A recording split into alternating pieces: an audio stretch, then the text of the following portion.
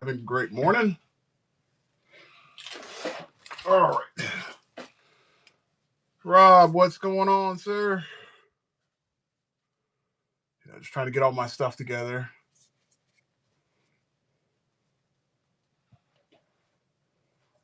How you doing, Bears? All right, so this is the deal. I got a lot of stuff that needs to get done and go out and all that fun stuff, but I thought I'd go ahead and share what's gotten done so far. I think that's very important. So this was done last night. Good morning, Aunt. So I started that guy last night. So this is one of three. So I'm going to knock this one out. I have Rocksteady and Bebop that go with this set. So all of those will be done hopefully by the end of the day.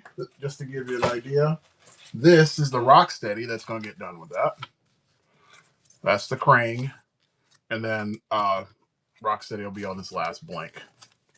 So those will be all that.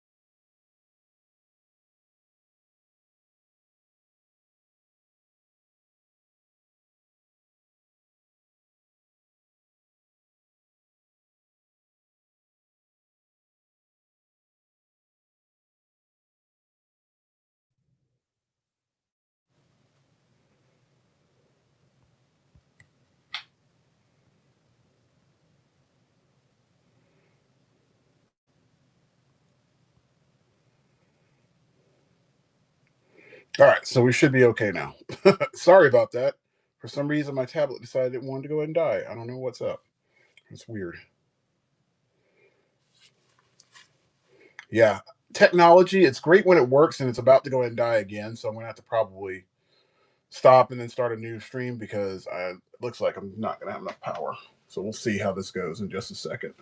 Maybe, hang on one second. I'm going to try something. Try to see if I can get this guy to go in low power mode.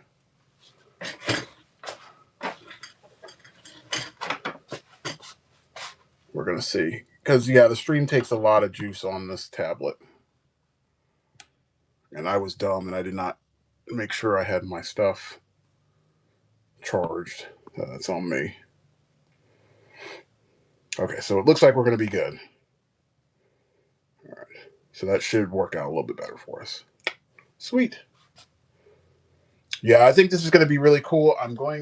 Today is just wrapping up all the last little bits. I really like the suggestion of what Rob did and suggesting going with the X-Force gray version of Wolverine. It works well, and then I just have to figure out how I'm going to do like a silverish color, silver and black for this, and then make everything all come together. And then you have all this reflection, so you can actually see the blue coming in there.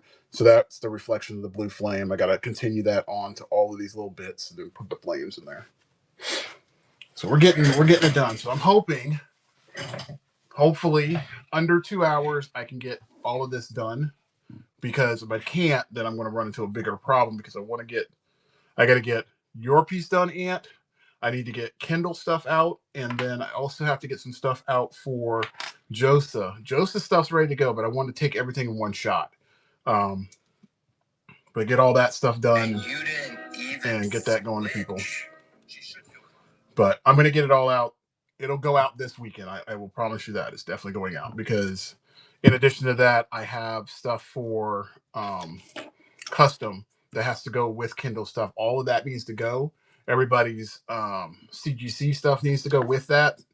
A lot of things in one shot. So I'm going to be hustling today. I have about 3 hours worth of time to play with. So I ain't got time to like mess around. I was thinking about co-hosting today, but I can't really, like, my talking and being able to work are not functioning very well right now, at least for today. When I'm in a hustle mode, I don't really do that kind of stuff because it just doesn't, it's not productive for me. Not that I don't like talking to people. I love talking to people.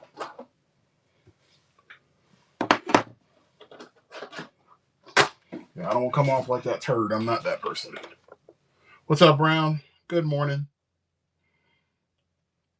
Yeah, this morning's just going to be one of those days where I'm just going to lock in. All right, so we can go like bright blue flames, which I do have that blue. Where did I have that blue? That blue is pretty. I like that. I think that's this one. Because we might do that. Blue. Yeah, we're going to do that blue. And I hope I have a refill of that. I think I do. 05. I did not buy the 05 refill? That sucks ass. Okay, well, I'm going to have to order that. Not realize I did not get that. Thought I did. So I'll have to order that guy up for us. All right, so let's go out and grab this. We're looking for Ghost Rider. Just got to find this reference. Ghost Rider Blue Flame. All right. Hope everybody's doing good this morning. I really do. Hope everybody's going to have like a great day today, too. That's what I'm focused on, is just making sure that I have a good day. That's my thing. All right.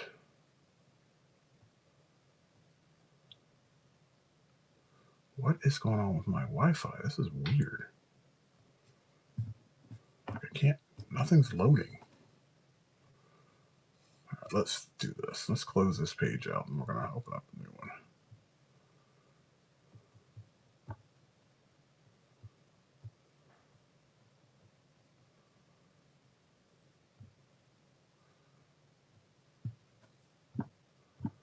So I'm ready to go and throw some flames on this bad boy. What the effing freak?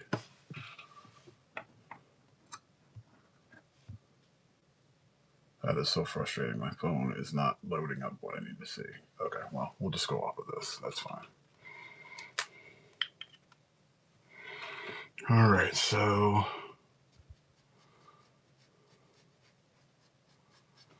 here we go. Like, there's no turning back. We already got the marker in there, so the only way to cover that up is that we have to use we'll have to use colored pencil to kind of do that. So we ain't messing around. So remember, these darker parts of the outside of the flame. And I'm glad that I left that pencil there because it's a good guide for me.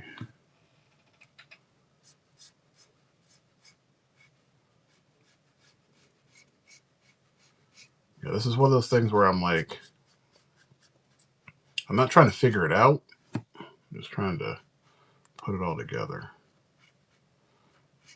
I notice I have flames going in the wrong direction, which is not cool.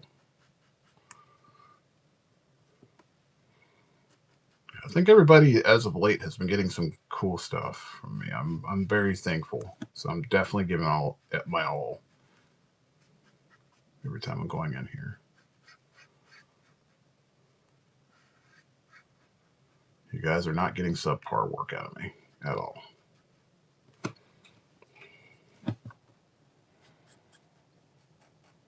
So I think this week will wrap up most of my queue. So by the time I hit the end of today, oops, oh my gosh, I didn't turn this on. That's weird. Let me grab my other phone. This is the one that's supposed to be doing all of the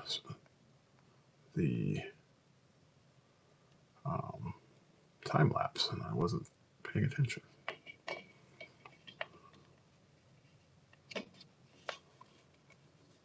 All right, that one's in there. Boom. Yeah, let's get that time lapse What's going on? So yeah, okay, my queue is going to be opening up a little bit wider here in just a little bit, which is good. My hope is to have that queue open just for a little bit, so that way people can start jumping in, and I can do some more stuff, because I've been so blessed to have many people hook it up. And they're like, man, I want to do this. I want to do this. Even Ant, this one for Ant is just really unique. Bear in mind, I haven't drawn a lot of these characters in a long time, so the fact that I get to draw them now is just epic. So I'm definitely like having a blast. Okay. So we'll take this part of the wheel, even though it's this part right here, we're going to put in blue, but we're going to go back over with a gray.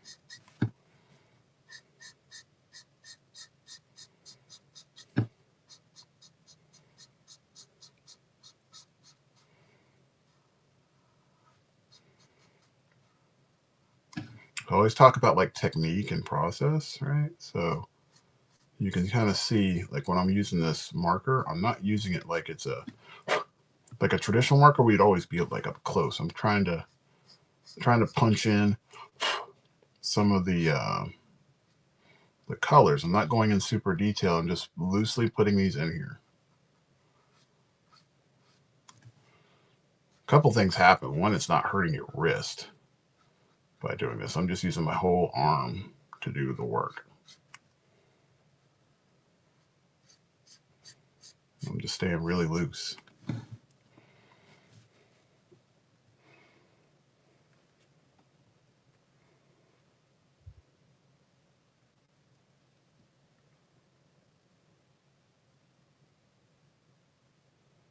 Oh my goodness. That's bad. I'm sorry to hear about that.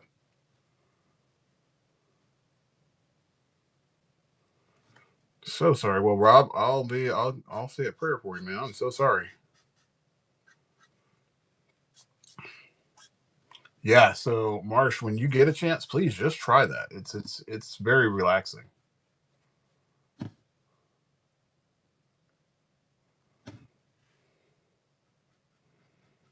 Yes. Just try it even just on your you don't even have to stream it. Just try it in your own personal stuff that you're doing.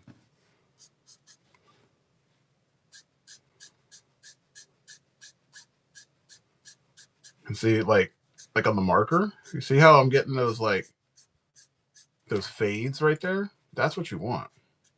And you can't do that if you're up close. You have to be loose with it.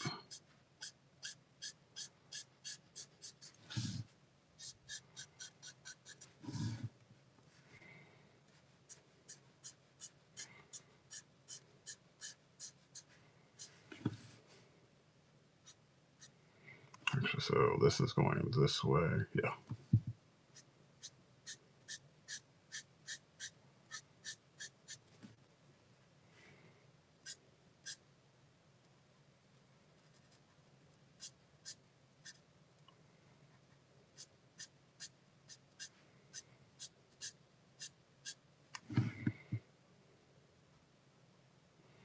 So put a little bit of that blue flame trace right down there. Reason being is it's reflecting off of this. So we definitely want to make sure that we show that.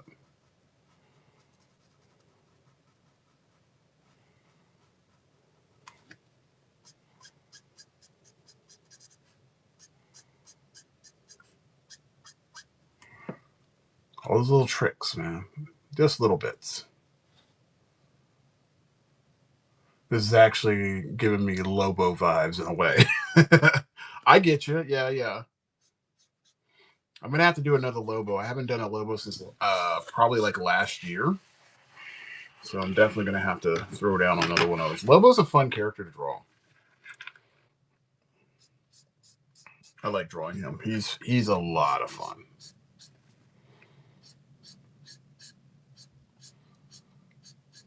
But see, I haven't drawn Lobo on his bike before, I always draw Lobo solo, and he's got that big old chain hook that I always draw with him.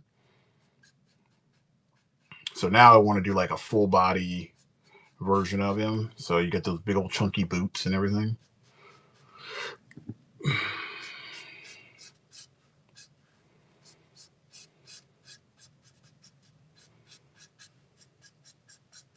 So for anybody that's watching, this will come together in just a little bit. This is just placing the flames, like the start of the flames, and then we'll put it all together with colored pencil and some other Copics.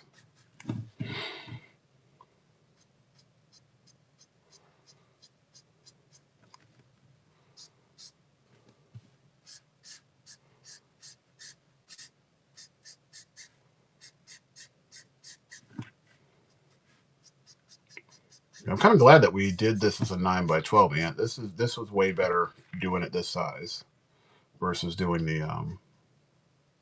doing it on a cover. I think it definitely came out better. I think it'll look better up on a wall this way. Or inside a portfolio, either one. I think both would serve the purpose and do it justice. So this is where, cutting this out, like having this border, it's kind of hard to see, but there's a little bit of the border right there. Now the paper is 11x17, but I'm doing the drawing as a 9x12. I'll do the same thing on a when I do a bigger piece. So even if it's 11x17, I still give a 1/4 inch border around it. So that way, if anything gets bumped like here, you can still mat it and it doesn't tear up the drawing.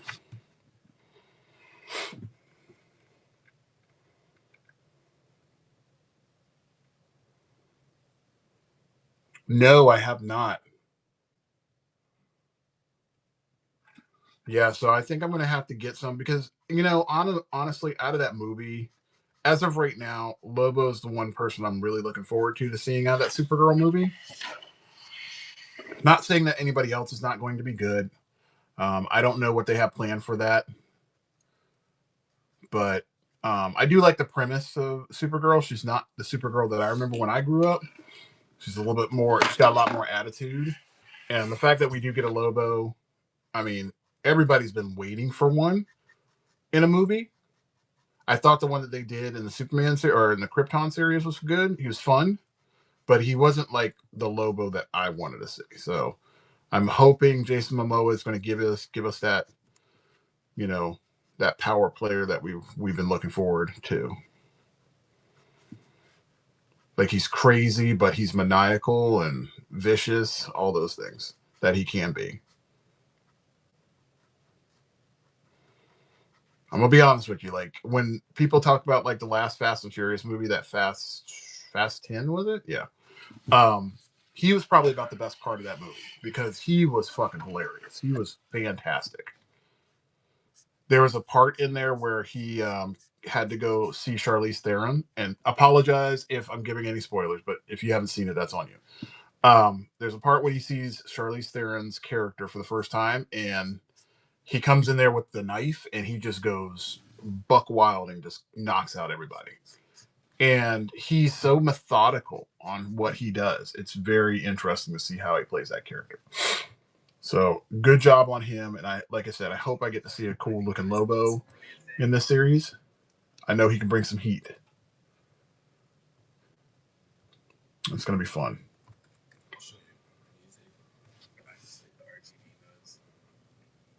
All right.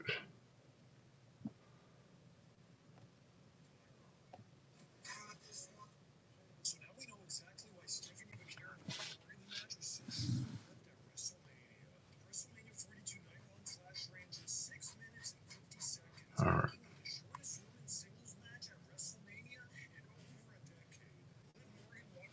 All right, looks good.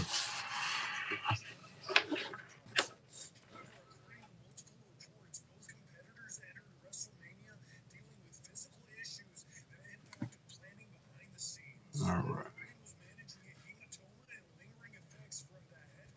So look, we're gonna add these little blue bits so that way you know that you can see the heat going through.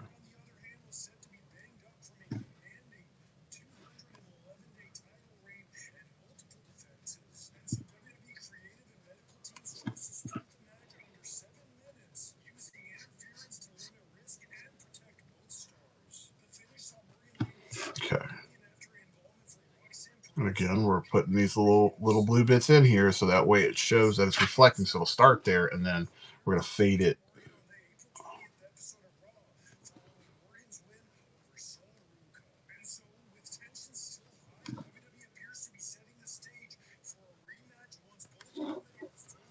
Okay. There we go. I think it's looking really good. And then what we have to do also, like we have to put that blue into the claws too. That's super important.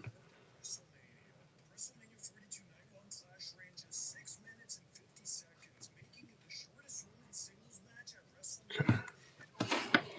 That is beautiful. I love those flames. That was a good choice in the color. I like that.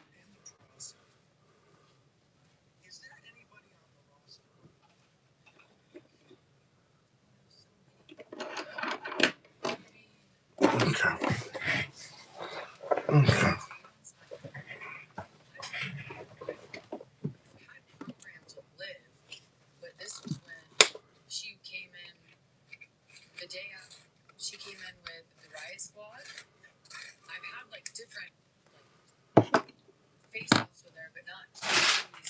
Okay.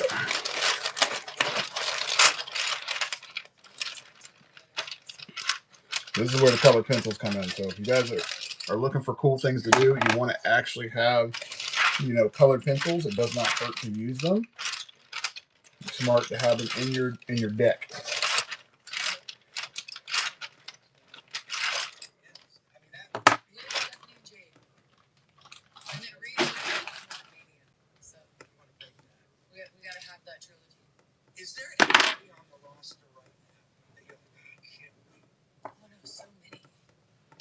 Okay, so I have this blue to concept. Let's see.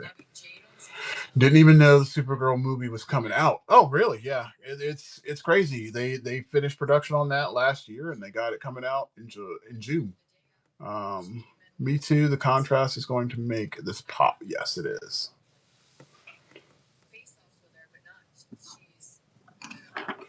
Yeah, I'm not a big Supergirl person. Maybe I can change, but the last Supergirl run that I actually liked was the one that Michael Turner did years ago.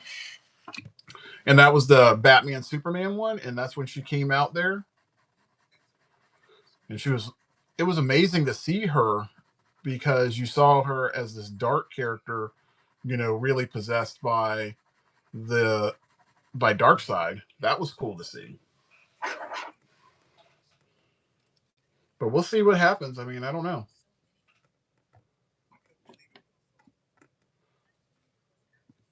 I don't know.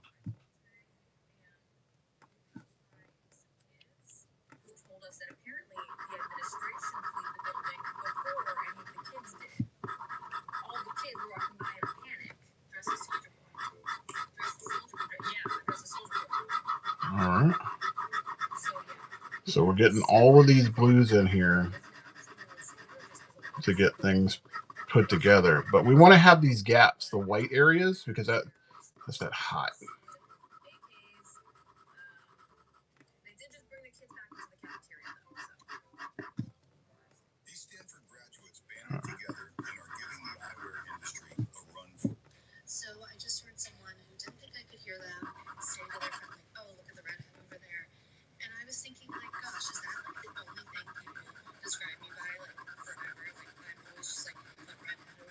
All right.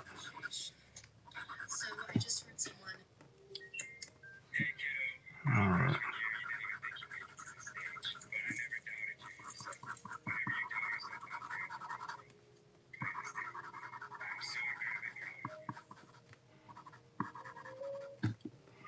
All right. Yeah, I don't know what's going to happen, in these new movies that are coming out. We just in my class yesterday, because yesterday was our like our lab day, right? And just for fun, we started, checking out like trailers because it was more like of a talk and just like hang out because a lot of them were done with their work. They just, we started talking about movies and stuff like that, right? So in that talk, we came up with, I was like, hey, did you guys see the new Street Fighter trailer? And they're like, no. So I showed them that. And, some people were intrigued, that some people thought it was good. Other people were like, it's bunk. and I don't like it. Um, then we got to the He-Man trailer, which was kind of cool. I mean, I'm not gonna lie, I saw the new one. I know what I'm getting when I see that movie. It's not like it's not gonna be great, but it's gonna be better than the He-Man that I grew up with. So I'm happy about that. It's very nostalgic. It's going to feel like a He-Man movie. So that I definitely like. We're getting those nice little purples in with this. It's nice. Come back over with that blue. Pump that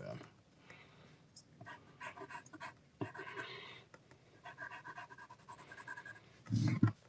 Yeah, so it looks like there's some rotation in there. Oh, I love that. It's pretty.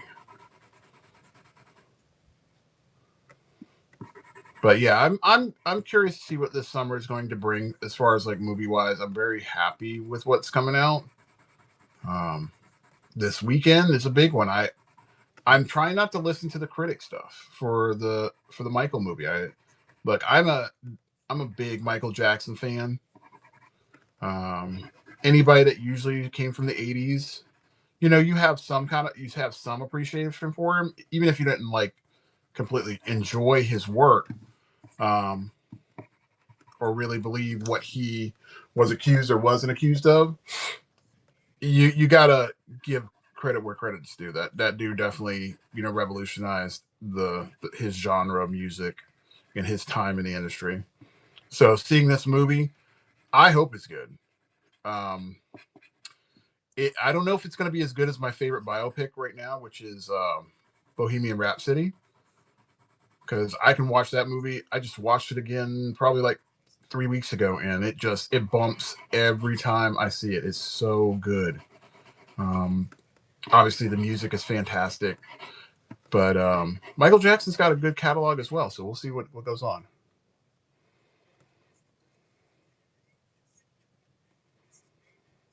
Yeah, I don't know. I don't know what's going to happen with this movie. I know the time frame, and that kind of threw me a little bit.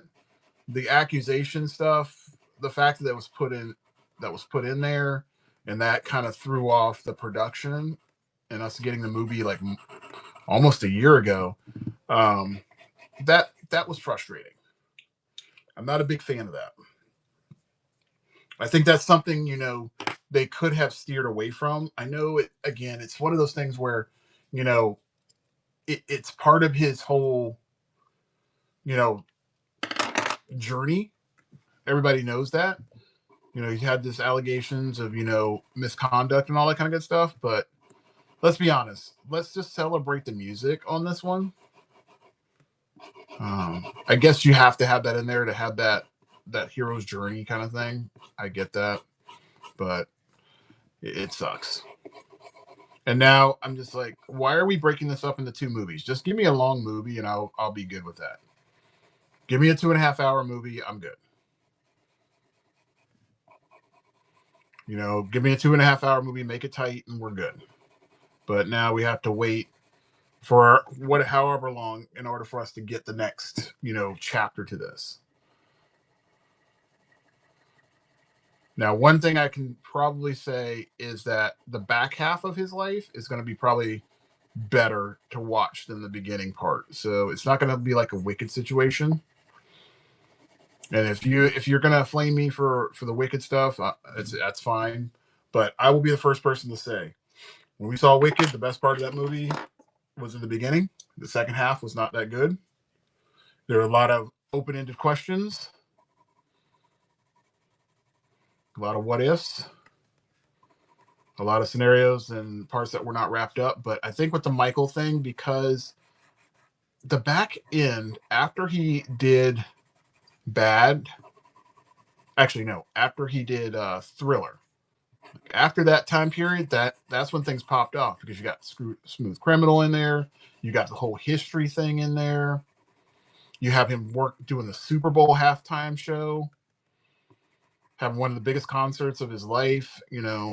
There's so many different things. Hell, you even have the part where OJ Simpson is on the run, and they're supposed to be doing a tour with him and his brothers doing a reunion. Big things. So there's so many things they can touch on that. What is sad, and I found this out yesterday because I was listening to some TV pundits or movie pundits, and they're saying that Janet Jackson respectfully declined to have herself in the movie or have somebody represent her in the movie. So I don't know if we're going to get that Scream piece, which I think was huge.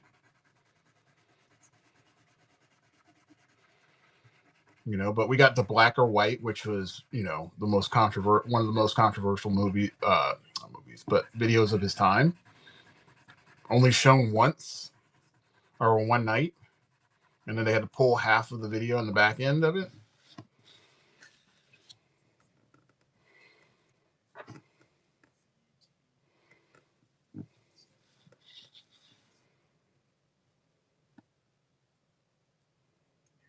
All right, so I mean, Queen's catalog pales in comparison to Michael's. He has such a long musical history.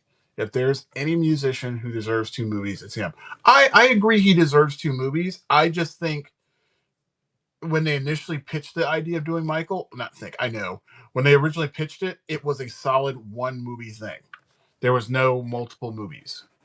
So what are you going to do? Call it Michael Part 2?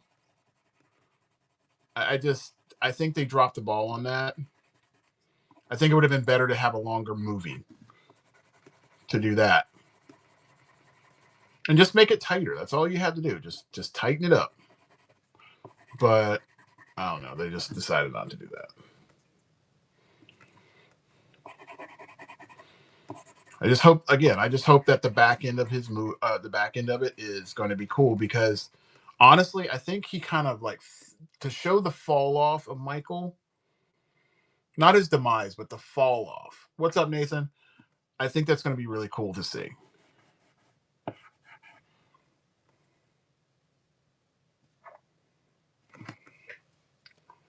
Yeah, he does have a long history, very, very long history, and I think it's kind of cool to actually see. I'm very curious to see how they're going to depict the father-son relationship because we all know that between him and Joe Jackson, Joe Jackson was very tough on his children. Whereas mom was the loving kind of like balance of that force. So I'm very curious to see how that's going to be depicted.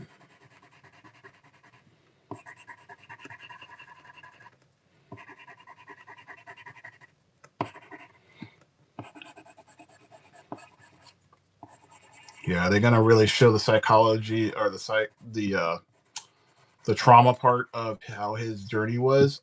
Especially, if anybody remembers back when the '80s came out, that whole thing when he got his head burnt, when his head caught on fire.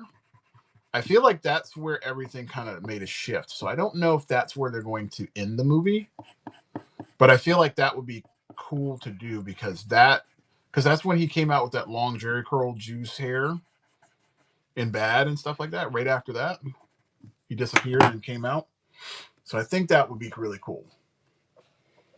We missed you last night, Nathan. I thought we might see you, but I know gas gets expensive nowadays, so it's hard to make that trip. And you didn't have to come in anyway, so you were good.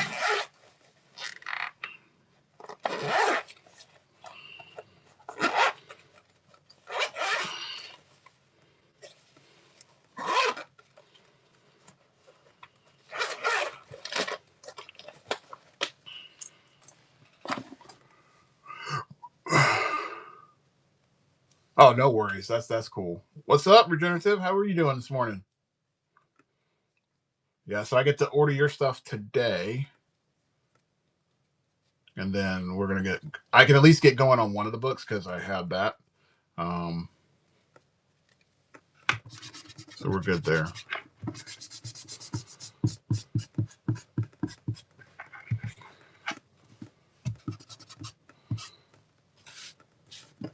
Oh, that's starting to look really good.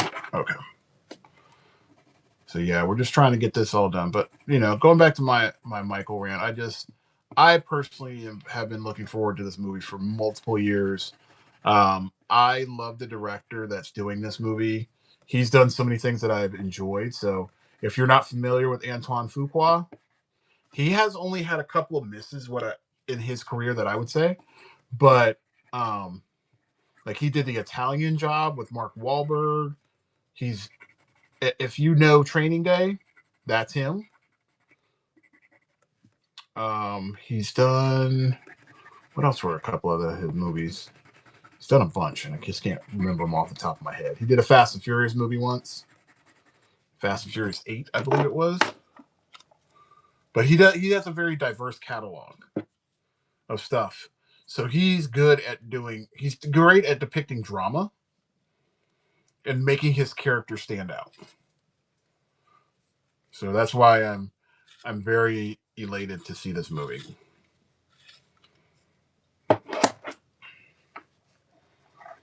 Everywhere I go today, it's kind of crazy. I just got back from the gym a little while ago, and I'm in the gym and nothing but Michael Jackson. Go on my social media, nothing but Michael Jackson.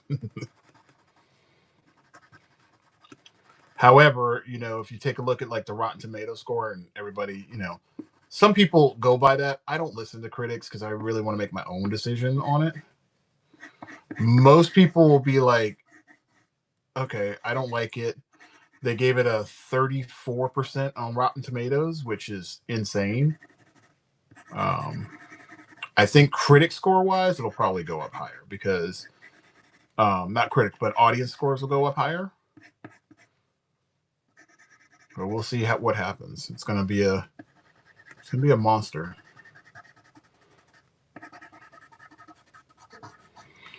The reason why I think it's gonna do pretty good numbers is because it's controversial. You have people that really like him, and then you have people that really don't like him based upon some of the things that he was accused of. Not convicted, but accused of.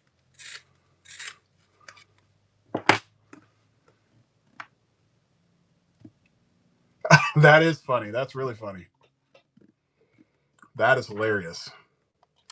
I think it might have been one of those subconscious things, Marsh. Maybe you might have been going through a store like me, and you might have just like heard it, and it just got stuck in your ear like an earworm. Good morning, Tom.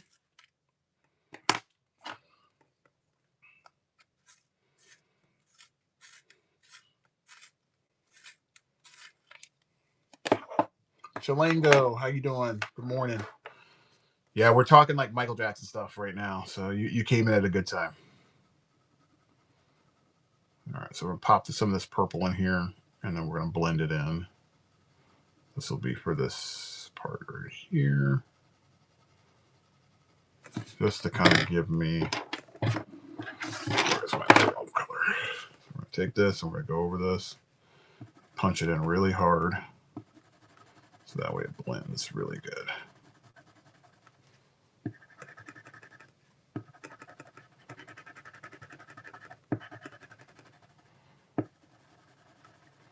Yeah, Rob was talking to a guy the other day that he uses purples to do his shading. I will too. I use purples. I use reds. It just depends on what tone I'm trying to get. But see how that blended in really good? And I'm going to pull a little bit more, so I got to push. Put some more in here.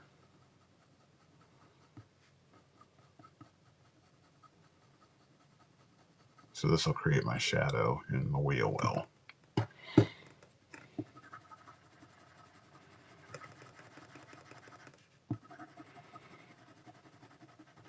Yeah, I had one of my friends teach me about like colored pencil. She is like phenomenal in colored pencil. Her surrealism is insane. But her colored pencil work is the best.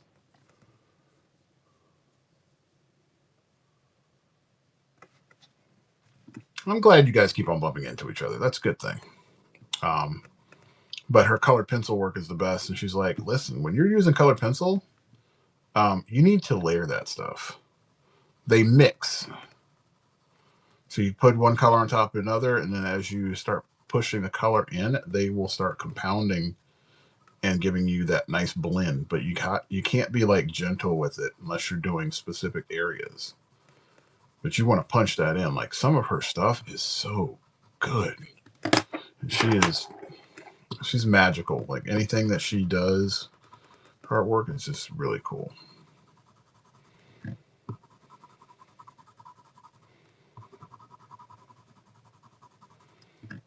gotta see if I can pull up some of her stuff. She's like the best.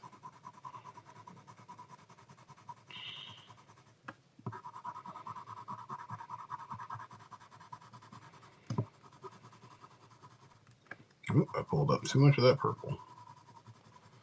There we go. So now I'm going in like intense. So, you know, Marsh, when I was saying like you got to hold your pencil back, depends on what you're doing. Like right now, you can see I'm really pushing this colored pencil in here, so I'm being very intentional with it. So that's why I'm doing that. But now I got that flame in that tire, and that thing looks like it's moving, and that's what I wanted.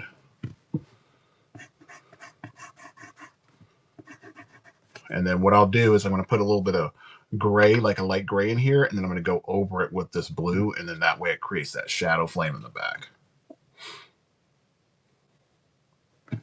Thank you, Manny.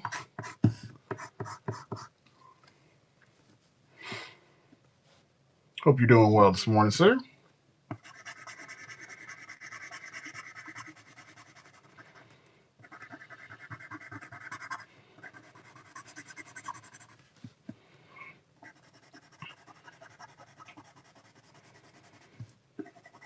I think I should start something this year, and maybe I can do it on here, but I think I'm going to challenge my art friends here as gifts for the Christmas season. Start putting this out there now because, you know, Christmas in July is coming up, but I want you guys specifically to think about this for Christmas. This is a good idea for you guys because we have a bunch of artists on here that are super talented, but a lot of us, you know, when we're in it, when we're drawing our stuff, we're making stuff for our clients, we don't think about, you know, the next gen, right? And when I'm talking about the next generation of people, I'm not talking about teenagers and stuff like that. I'm talking about the little people that are walking near you, that you see in church, you know, your niece or nephew, stuff like that, that are little, like they're littles. And I want you guys to do this for Christmas. I want you guys to do like grab up like a drawing pad and some drawing utensils. Make a nice little care package for someone or multiple people and give those out as gifts. And explain to them like this is for you to create. I want you to build your own world and use these tools to do it. I think it would be really cool. And a lot of kids don't get that. Give them a pad to write in. Instead of like giving them money and all that kind of good stuff, they need to have something to really create, put their imagination to use. And the reason why I say this is because right now I'm in the process of, I have this little girl that I met at my church. Her name, I cannot tell, but I'm not going to say her name. But anyway, she's super awesome. She came in with this drawing, or not a drawing pad, but she came in with this notepad. And she's drawing all of her stuff, and she's wanting to show me all this stuff. She's like, Mr. Marcus, I wanted to show you this. And her mom's like, yeah, she's been wanting to, you know, come to the church and show you this. And I'm like, okay. So she walks me through her entire stuff on the line paper. And I'm like, you know what? I'm going to come in. I'm going to bring you in a drawing pad because I want you to really create. So I made a trip up to the church one day, and I dropped off some stuff. Didn't even see her. I just said, hey, make sure that she gets this. And lo and behold, give her a month. She filled up that entire book. She's like, Mr. Marcus, I filled up the entire book, and I can't wait to do another one. You know, so I told her, I said, I have another drawing pad for you. I'm going to give it to you. You're going to date it. You're going to put the first date. When you first use it, you're going to put the date in it. And then that way, when you go back to it years from now, then you can be like, oh, I made that. I can remember when I got this, that kind of thing.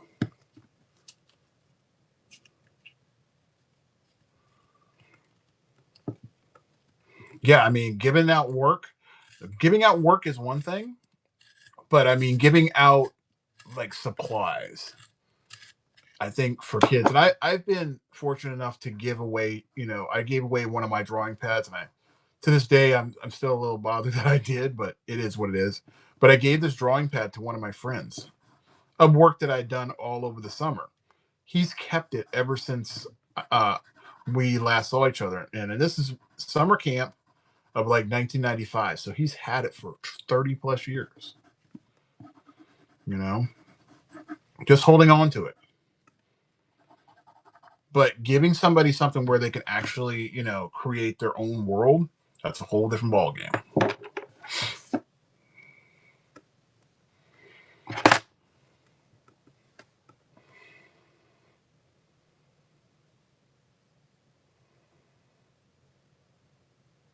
Yeah, I mean, well, here's the thing. At the end of the day, as children, and this is what we as an adult sometimes don't even recognize.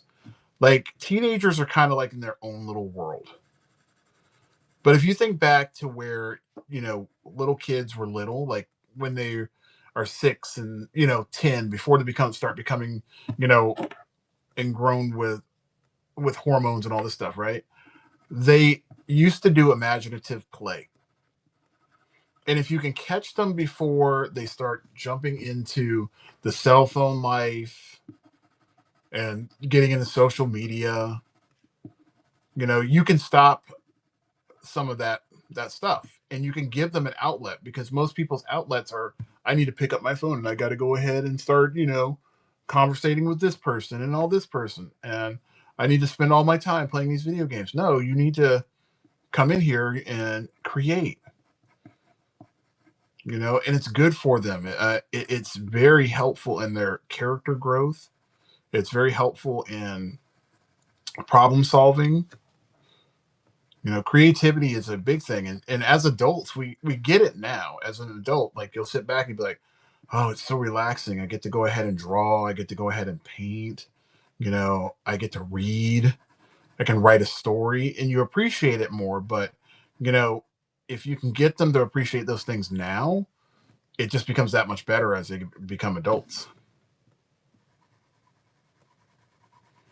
Now, I'm slowly but sure, my whole goal at this point in my life is just trying to change the thought processes of how people do things. I mean, I want people to be patient, and I want people to learn how to make a mistake. And I think if I start with kids, then I'm going to be able to do that very effectively.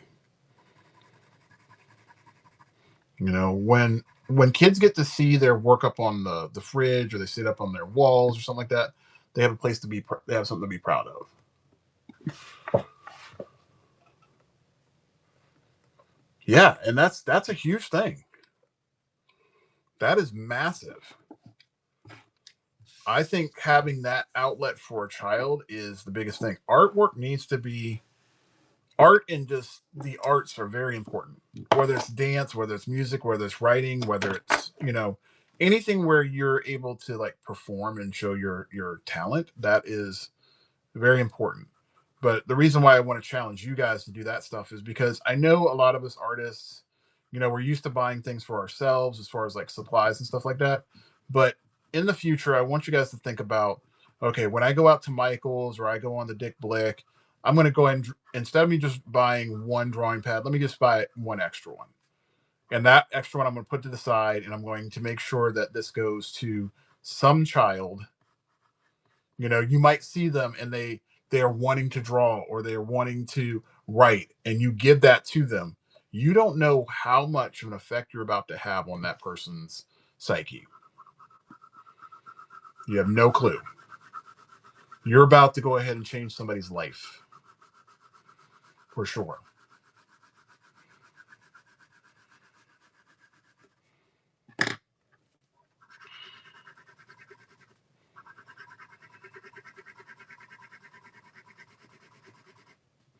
I'm about to get my blues in here, because I got these bluish purples.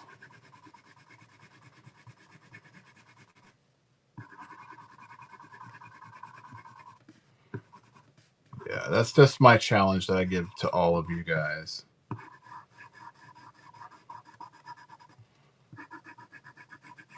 Yeah, the thing that my wife and I do, instead of doing drawing pads, I just get the drawing pads out regularly anyway. Um, but the thing that we do during Christmas and that we're trying to bring back is giving out Christmas trees to people. So my goal for this year, because with my church, they always say, hey, you got to have like some kind of giving goal. And in my head, I've never, well, not only just in my head, but in my heart, I feel like money's one thing. Like if you have the ability to give money and stuff like that, that's like your gift. But not all of us have the ability, or our heart is driven to give money. It's more like the gift, giving somebody the gift of something, right? So I like to gift people things, and giving out Christmas trees is a big one.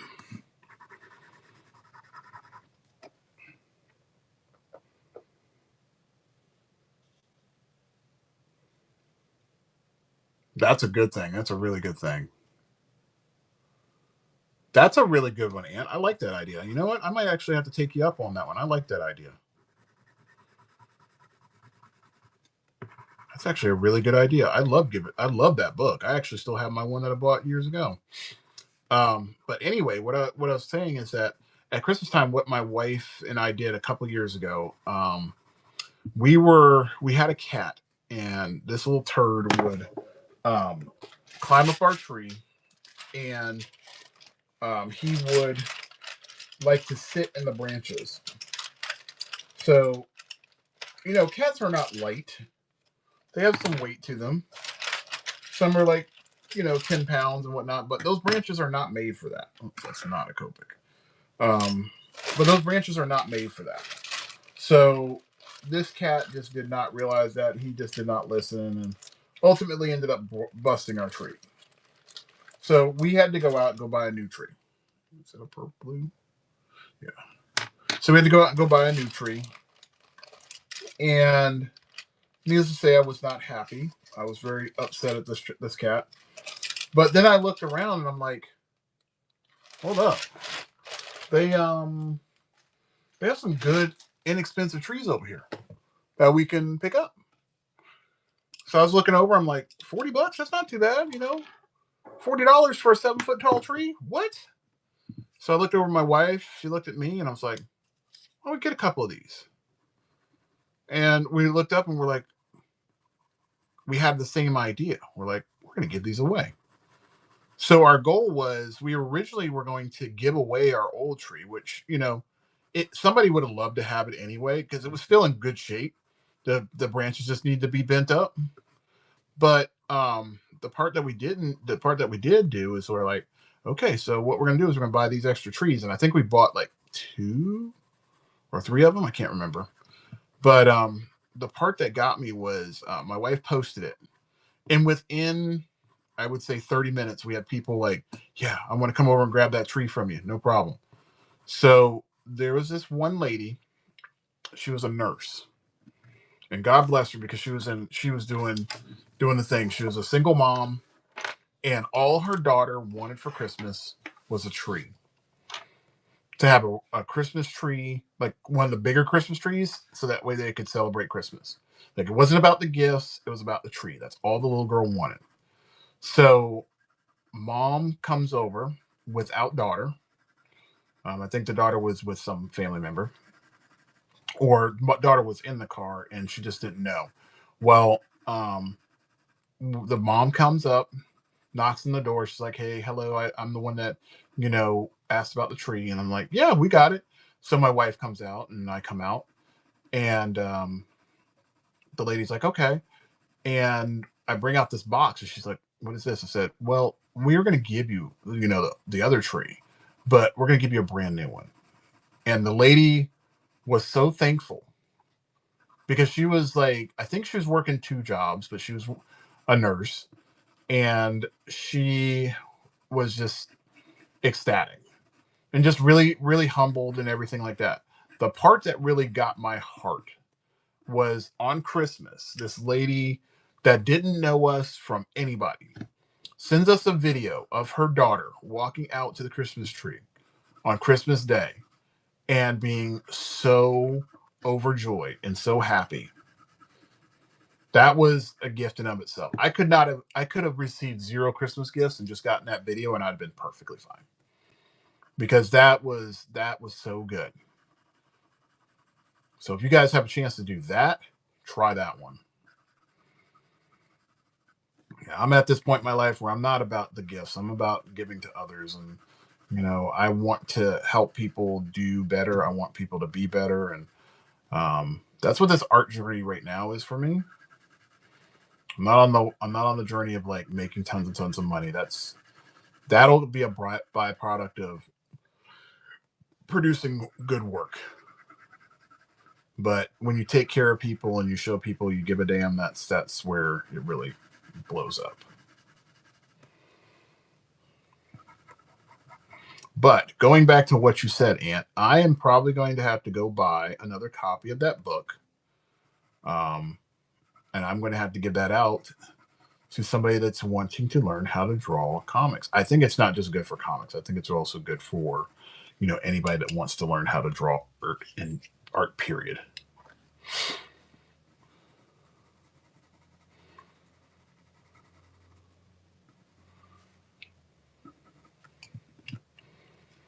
Yeah, I think it's a very, very good book.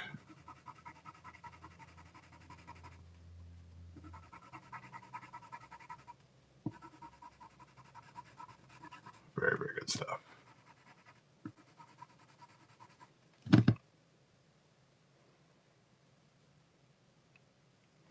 Yeah, I mean, if you don't have, I mean, honestly, it's a book that you need to have in your collection. It is probably, I would say it's one of the best books to help get you to understand how all of that stuff works.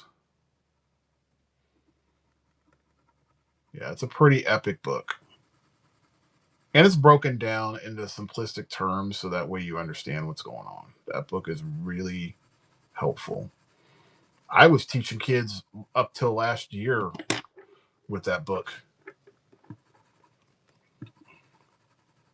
In fact, I think what I'm going to do this year, now that you're reminding me of it, I'm teaching a storytelling class, and I think I'm going to use that book as the baseline for a lot of the stuff I want to do. I think that might be really good. I think it's a really good book. It's a good read. It's not hard.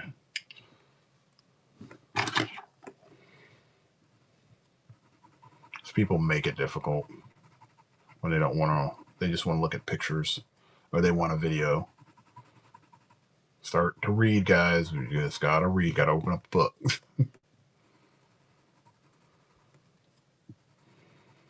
Read the process. It'll stick in your brain a little bit more.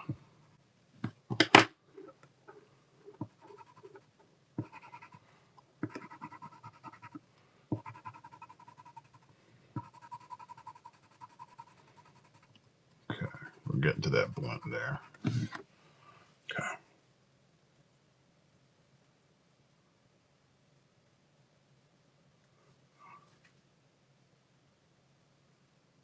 Yeah. We do online classes for all my stuff too. Yeah, they definitely do. 100%.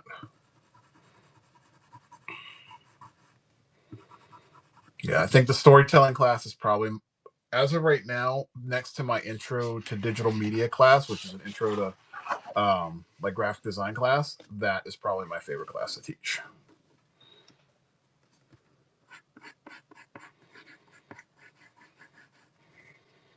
Yeah, because once you take that class, it helps you understand how to build a story, gets you to help understand how characters are designed and how story flow works. That's what it's all about. And then you actually create your own story, which is cool.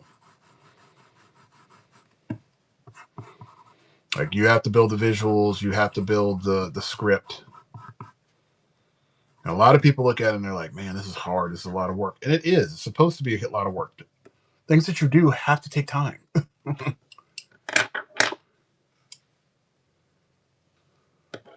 I think creative writing is a good class to take. 100%, Nathan. Good morning, Matt. What's going on, Mr. Riz? Um, I think all of that stuff is significantly important.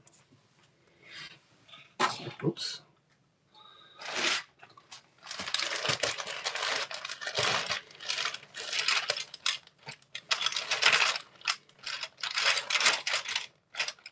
I don't know how creative writing is now versus when I went and did creative writing when I was in high school and college. But I know when I was doing creative writing, that shit was hard.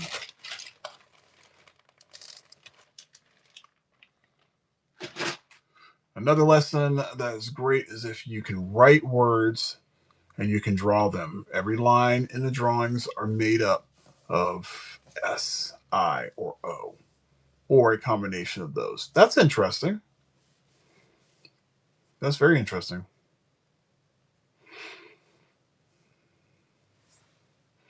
I never knew that. Yeah, I when I do that course, the main thing that we're trying to do is we break it down to the point where people actually have to physically write stuff.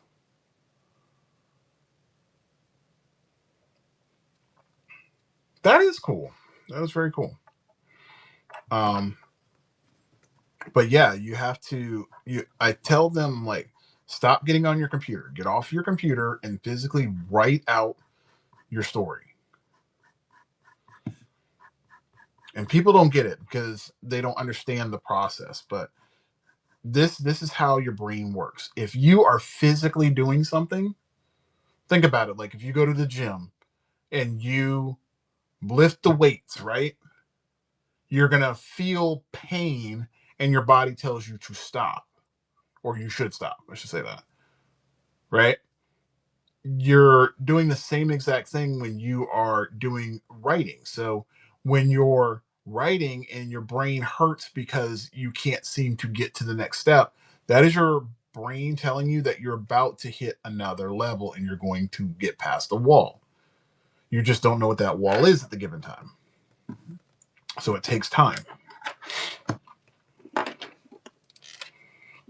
And also, when you're writing stuff, what people don't also understand is when you are physically writing something, you have a better connection to what you're doing. If you make a mistake when you are physically writing something, you are less inclined to sit back and, fix your cursive or half cursive or weird handwriting right there on the right on the go, because you're trying to get all your thoughts out. Whereas when you're on a computer, you're going to see that autocorrect pop up, or you're going to go back and backspace and fix it. And then guess what happens? When you're doing that, you're losing your train of thought. You don't even realize it's happening.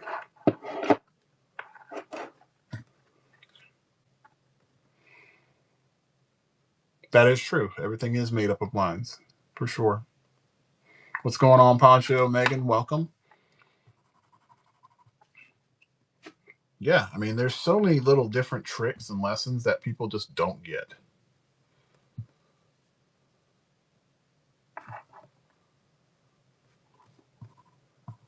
But that's why I teach this class. And originally, the class was taught like, I think my chair told me he was doing it like as an animation class, I think. But yeah, I just felt like if we could do it that way. Now I might change it up this semester, and I might have it where, and this is for fall semester for me, where I have people working in groups. But I don't know if I really want to do that. I don't know if it'll help things. I worry about doing groups because some people just don't know how to work in a group, and if somebody falls off, it can throw off the entire project. That's the problem I don't want to run into. Or you might have that one person that does more work than everybody. I like the individual stuff because I like the individual product personally. I think collaboration, as far as like ideas, I think that's a good start because some people just don't know where to start. I think that's good.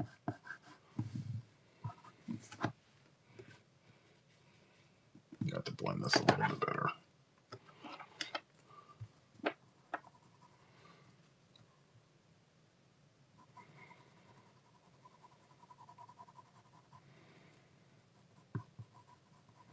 But I think learning storytelling, once you learn how to do it, and once you kind of learn how to analyze a story, you it makes more sense when you watch like movies and stuff like that. You kind of see where things are going.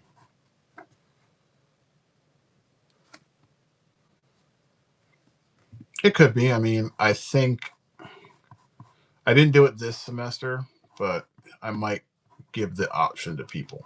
But again, it's one of those things where we have to hit the milestones, and if we don't hit the milestones, then I'm not. I'm going to break you guys off.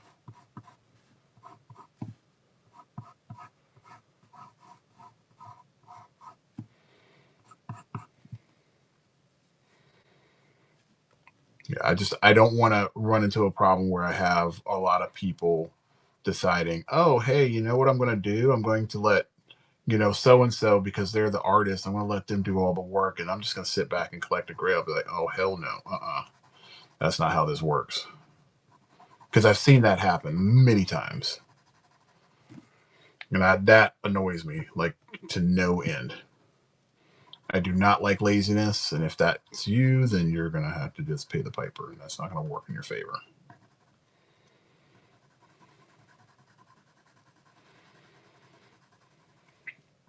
You can't be lazy in this field.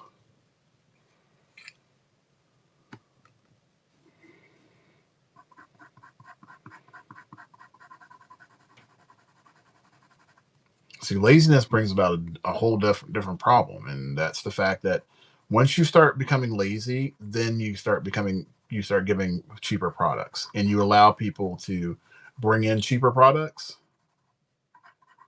and cheaper work, and then you get pissed off because that's happening. When all in reality, that was your fault that caused that. Make it worth. You got to give people value. Show me your worth. Like if you say, "Hey, I'm worth $35 an hour," well, give me $35 worth of an hour of quality.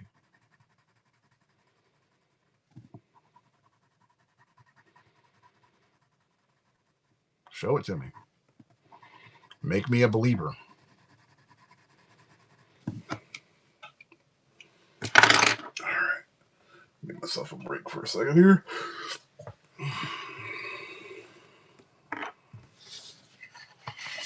We're getting there. We are getting there.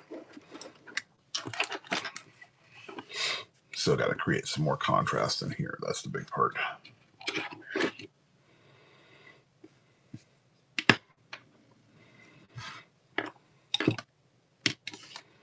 Yeah, so I'm giving myself another hour to wrap this one up, and then I got to get on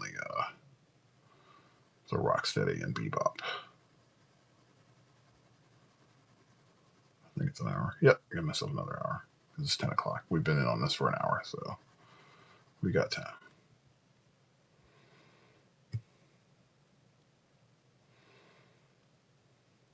Yeah, I jump right into it. Right out. I got summer A, and then I'm done for 2026 2025. I got a break until the fall after that, which is not typical. Typically, I would work 2 classes in the summertime, but they're not giving that to me this year.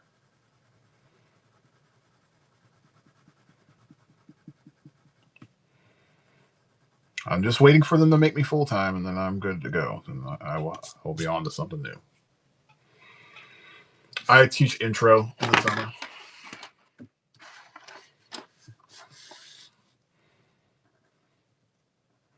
I can tell you that I'm doing storytelling, I'm doing vector art in the fall, and intro, and there's one other class I'm doing. So I'm doing 4 classes in the summer, or 4 classes in the fall.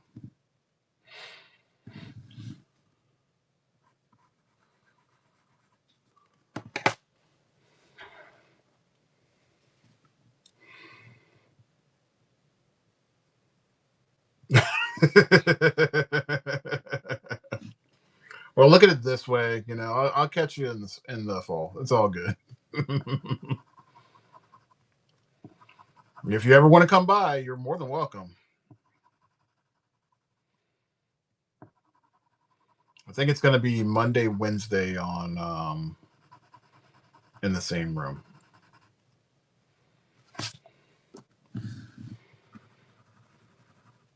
Let's see how they do this semester. Hopefully they kill it.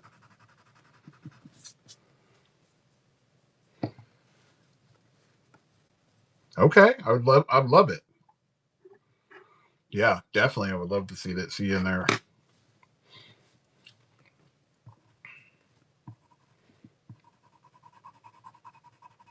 Yeah, you guys get to watch a movie, I think the first one or two classes.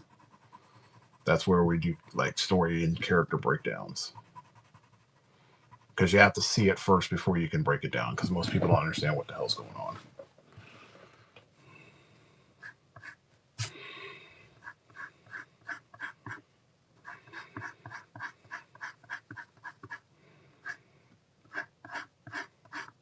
Yeah, I couldn't believe it. Like, some kids would show up and then they would fall asleep and then not do the part. And I'm like, what is going on here? This is weird.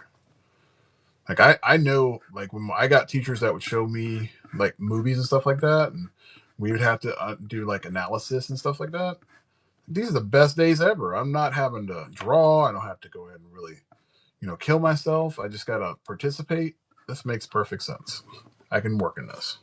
But some people are just not. Some people don't get the bigger picture.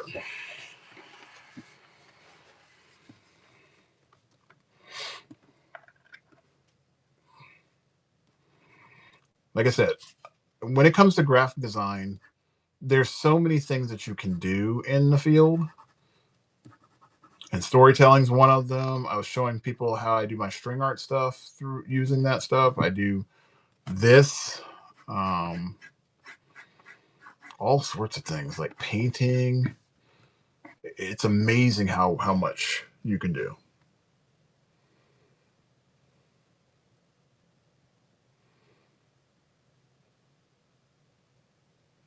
Yeah, but that's the thing. I mean, when you look at when you look at things as a whole, right? It's about the journey, right? And I get having good grades and all that stuff is important. That's one of the reasons why, like, when I'm in class, I walk you guys through the process.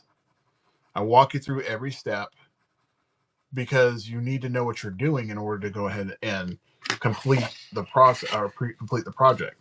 If I was to send most people home to do that kind of stuff, they would be like, "What do I do?" But if I'm walking you through each part of it and you have to do it, then you're able to produce stuff. Um, like when we did the composition piece and people had to do stuff at their house, some people were like, some people did great, and other people struggled. And unfortunately, in this field, a lot of handholding cannot be done because production requires speed. So you have to learn how to think and be a creative thinker. The thinking part is the part that really makes a great graphic designer. It's not all about the ability to draw. That's only one aspect.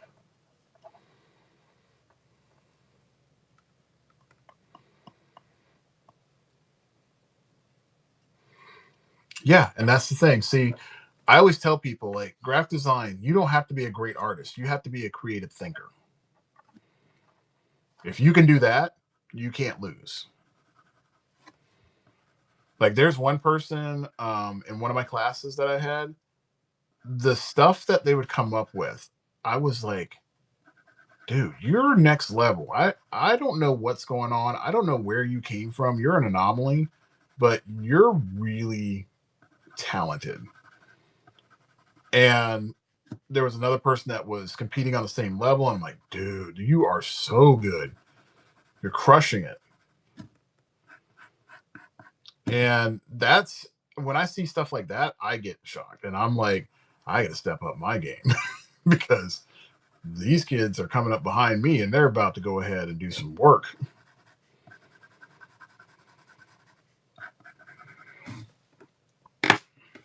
And the weird part was when I saw the person's portfolio, what I saw in class was just paled in comparison to what they could do outside of the class.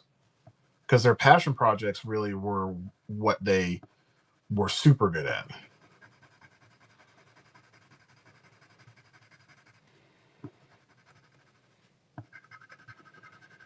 You know, we have so much talent in the school, and people just are too scared to show their abilities because they don't want to be criticized. It's sad.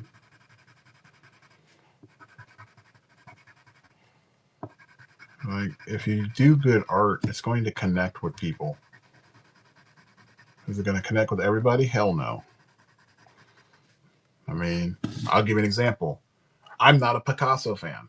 I know some people are like, "Why? You're an art. You love art." I'm not a Picasso fan. I don't like the artwork. But that doesn't mean like my wife doesn't appreciate it. That doesn't mean my son wouldn't appreciate it. Doesn't mean that you guys don't appreciate it and that you don't like it. You know, there's some things of like Andy Warhol I love. There's some things that I see of the Renaissance that I like, but there's a lot of stuff I don't like. But all the artwork that we create, whether it's graphically, like digitally, or created by physical, it's going to connect with people in some kind of capacity. It may or may not connect with the masses. Like that whole thing with the whole banana, like taped to the wall. In my head, I'm like, that's not art. That is a money grab. That is stupid. I don't like that. It's demonstrative art, but it appealed to somebody because from a business standpoint it made sense because people were talking about it and people been still been talking about it for the last 8 years since it happened. Yeah, I mean, I told people this story the day that that happened when the guy ate the thing there. I was there. I saw him do it. The chaos that he created when he did that, they knew what they were doing. I mean, think about it. Why would somebody put a banana on a wall? It's kind of goofy. Oh, okay. So let me give you the whole spiel. So back in 2019, I believe it is 2019 or 2018, somewhere in there. Um, Down in Miami, there's this art show called Art Basel, and Art Basel is like this international group that comes in. They actually are tied into Wynwood down in Miami, and they do this big art. I wouldn't say. I guess it's a convention or art show. So when they were down there, this one December, there was a guy that decided to sell this piece of artwork, and the main caveat to this artwork was that they would have to change the banana out when it started to rot. So literally, it was a white piece of canvas with a banana duct taped to the canvas, and that was the art. That's all it was. I think the piece sold for like $150,000 or something like that. So the artist came in on a Saturday. So I was there from like 10 to 6. So I'm walking to the convention hall and nobody, I mean, there were a couple people taking pictures of this thing because it was just weird. But we came back through like almost 2.5 hours later and the line was backed up like hundreds of people. And they had security guards there. They scansioned the area off. And I'm like, what's going on here? This makes no sense. So my wife and I finally got past the crowd because they scansioned off all the people that were standing in the line, and then they let everybody else go, just to the left of them. And I go by and I'm looking over. I'm like, that's the guy that did this piece, and he literally pulled it off the wall. He peeled the banana and started eating it, and everybody's like in like shock that the guy did it. He just wanted to have shock art. That's what it was. It was just the weirdest thing that I've ever seen, and it's popped up in media from time to time, but it just was like shock art. It wasn't anything spectacular. It was just literally a banana on a wall, and the guy that created it decided to eat the banana in the middle of the convention on a Saturday. Yeah, it was. Like I said, it just, they, from a marketing standpoint, it was smart. But from, an art standpoint, it wasn't, in my opinion, and people can tell me I'm wrong, but in my opinion, it wasn't art. It was just shock art. It was just there to shock and awe people. And it did all of that and then some.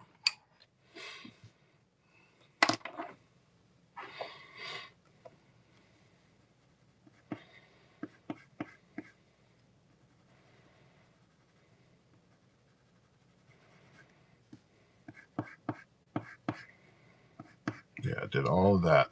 I mean, it's fine. I mean, it is what it is. Cool. My buddy Neil is online. So if anybody is following my friends, my buddy Neil 82, it's his name's Neil 824. Um, he's an artist I used to work with in Melbourne for a while, but he just started up his whatnot. So you guys can go over there and check it out. He does more like an old school style of artwork. So think of like a John Byrne or a Jack Kirby-ish style. So if you like that kind of stuff, check him out. He's got some commissions open. He's got a lot of art that he's done. He does great layouts and whatnot. So if you get a chance, go and check him out.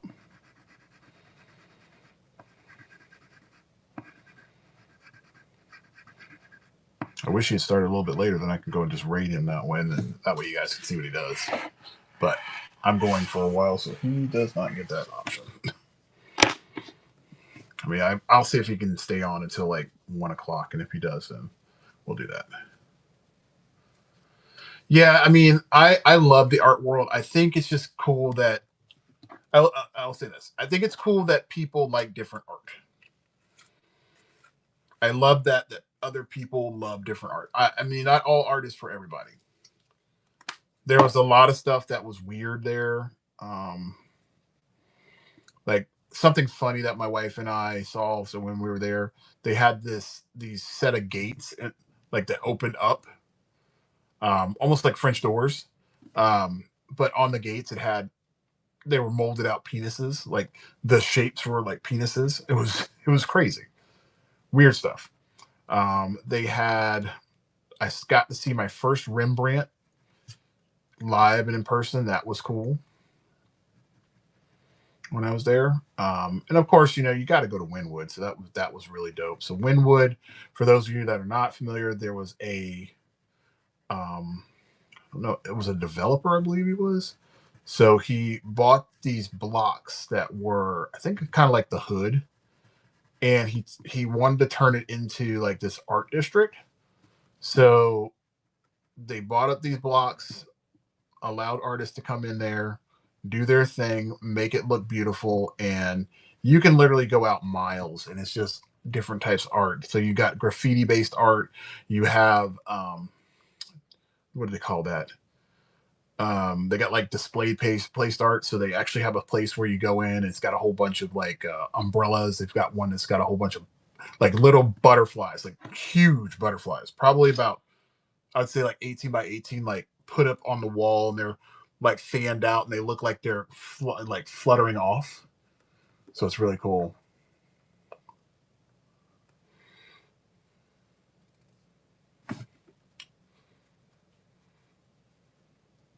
Yeah, I would tell anybody, man, if that particular show is so much fun.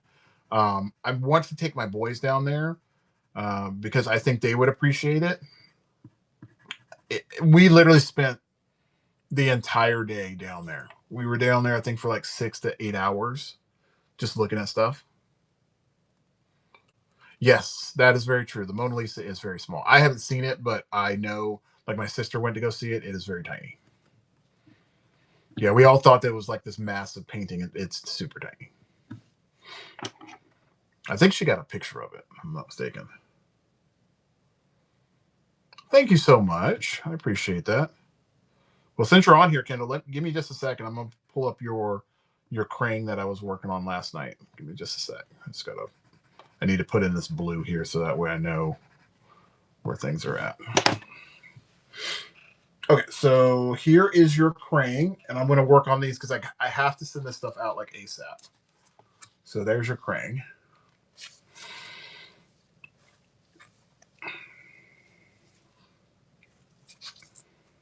I think he looks really cool. So I'll put the grayscale on him. I just got to finish up this head.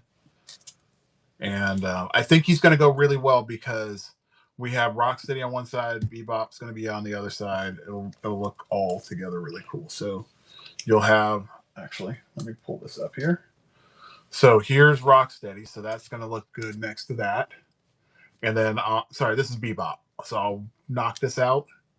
And then I'm going to finish this guy up. And then I'll knock out Rocksteady. And Rocksteady's not that bad. So we got some stuff coming up.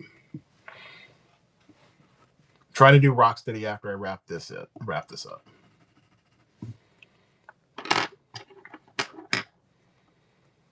Thank you very much. I love the golf claps.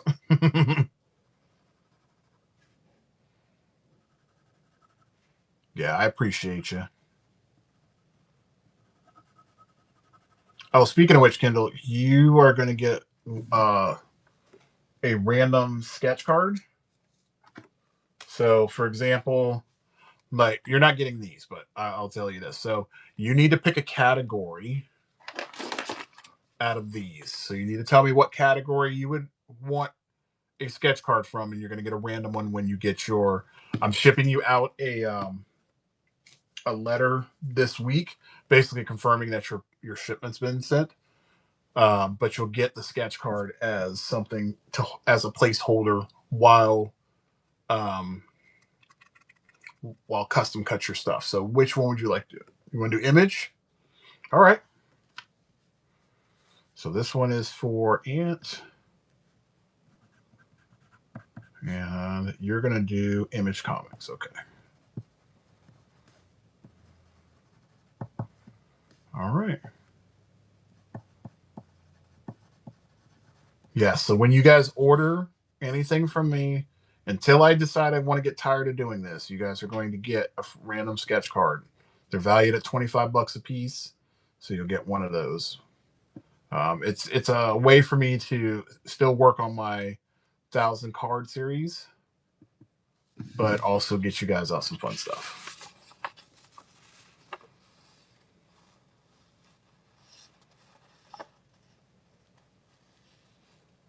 Oh, you want to do anime instead? Yeah, we can do that. Okay, I got you. That works. I can definitely hook you up on that one. Yes. Yep. We can definitely do that. Can definitely do that. All right. So I think we're getting close to the end on this one. We just gotta. I'm gonna probably hold off a little bit before I like send this out today because I want to let my brain kind of process everything that I have here, and then I'll send this off because I feel like there's some lines I want to pump up and everything. So probably spending like another hour kind of cleaning some stuff up, but not a lot.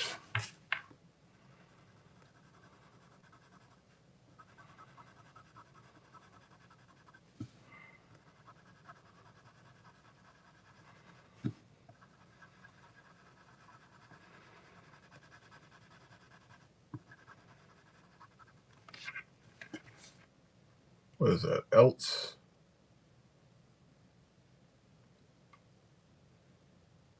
ELTYCK. How are you doing today? I don't know how to pronounce that, so I don't want to jack up your name.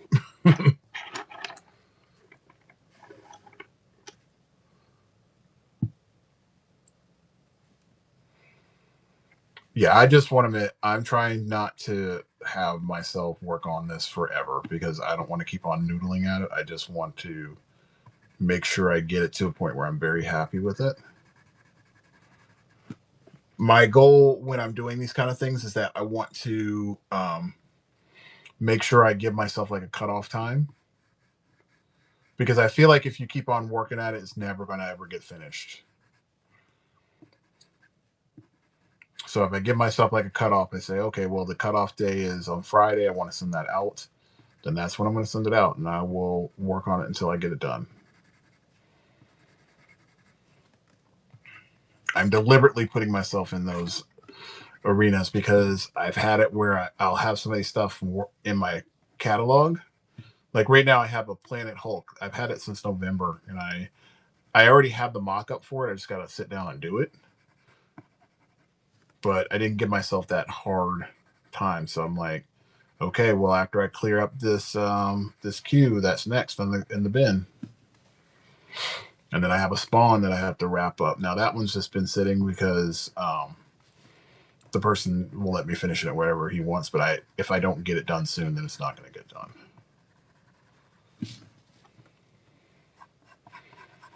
And again, that's dollars on the table that are just sitting there, not for me to just I got to collect them, but I can't collect them until I finish up the product.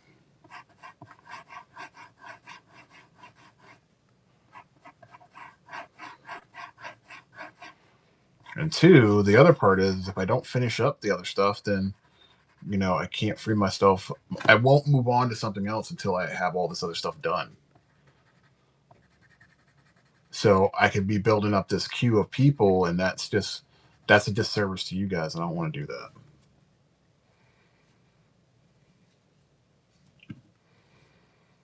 What's up, Shaky? Yeah, my goal is to always just keep on producing cool stuff, but I can't produce it if I'm always like trying to play catch up and all this other crap. I don't want to do all that.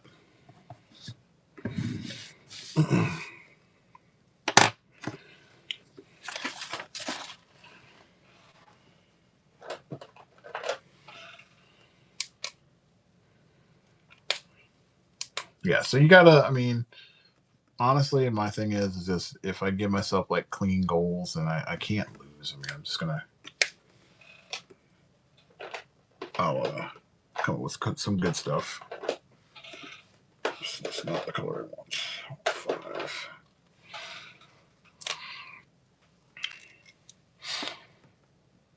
Yeah, and I've been fortunate. Like I got some good ones. I know Kindle's got some other pieces that I'm going to be working on, so I have to order up the other books, and I'm really stoked for that one. Because I think on the next set, I think there's a Casey Jones in there, which, Casey Jones, he's dope.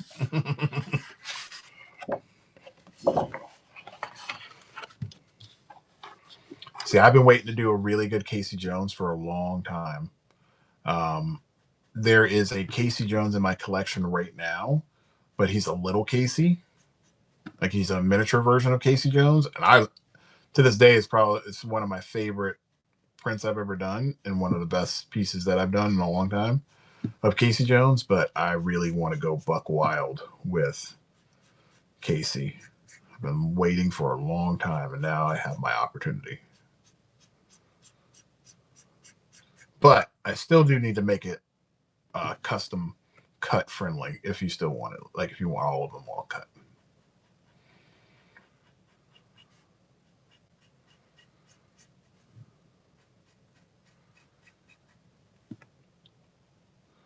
So Kendall, are you getting all of those CG seed or just certain ones?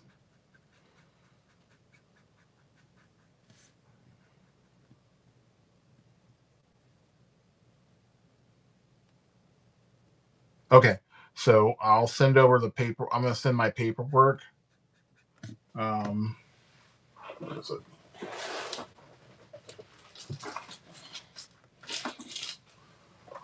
So I have my CGC paperwork, and I'm just going to send it when I send this over to custom.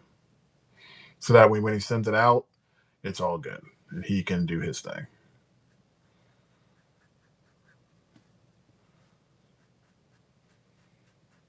And then next week, what will end up happening is that you'll get a letter in the mail. So it'll look like, just so you know, it's going to be like this. It'll probably be, depending on if the shipping label will fit on it or not, but it'll be like this, like a standard letter, and your piece will be on the not, like I said, not this card, but you'll have a card inside of there. So you'll have something in the meantime. Well, that's coming out kind of green. I don't like that.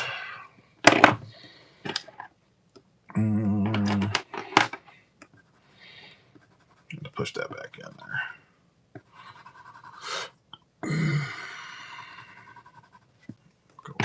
brown. Not brown. I'm going to go over with some gray. That's where we're going to go. There we go. Tie all that together. Much better. That's much better.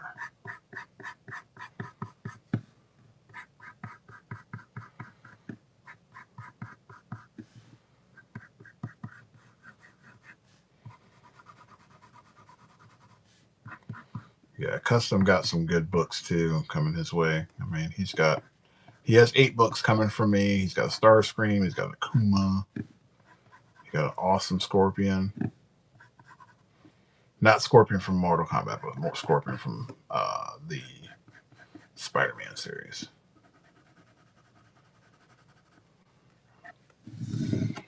So it's all cool. Again, thanks guys for hanging in there. I appreciate you. All right. Get this handlebar in here.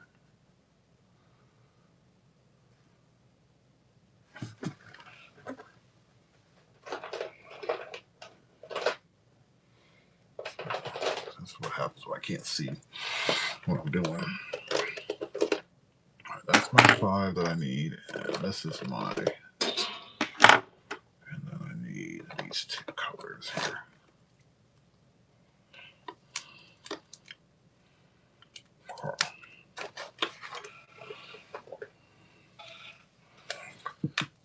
Alrighty, let's see here.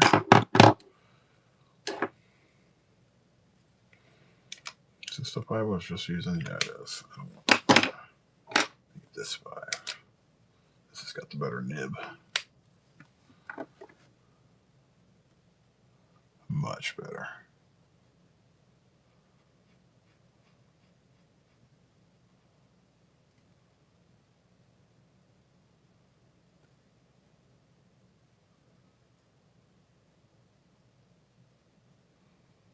I will see what I can do for you, sir. Like I said, the cards are random, so I will see what I can do.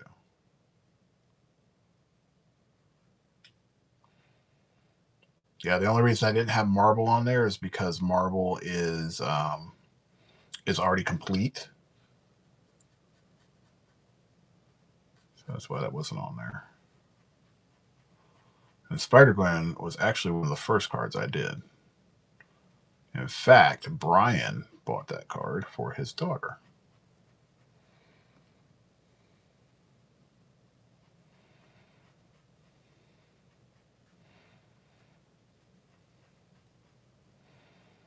But again, it's one of those random things that you never know. I just don't want to make a promise and not be able to keep it. That's my only thing.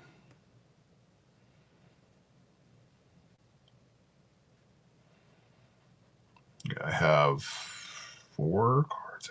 I got 2 for that have to go out to custom, and then I have yours. I have ants. So those are the only ones that I have to do at this point. I'm waiting for some more people to come through and pick up stuff, and then I can do some more.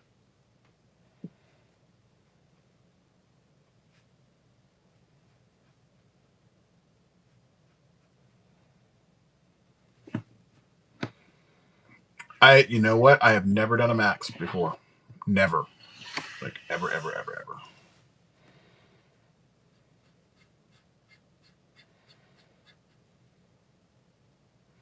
But max is on my list, so I might be able to pull that one off for you.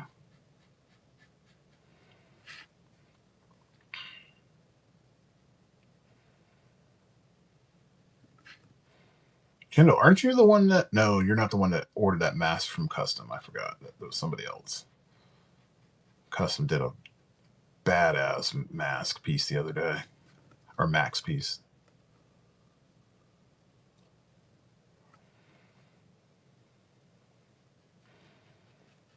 Going here with some blue.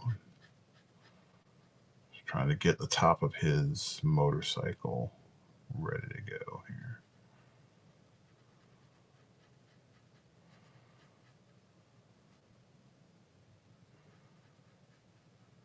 Kind of fill this out.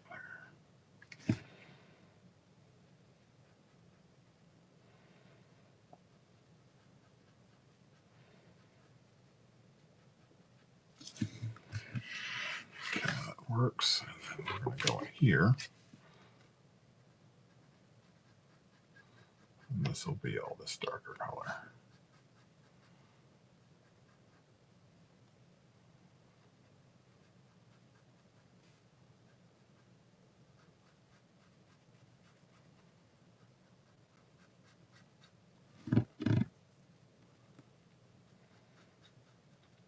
Yeah, and technically, Kendall, for you, you're getting 2 cards because you are going to end up getting that other set as well.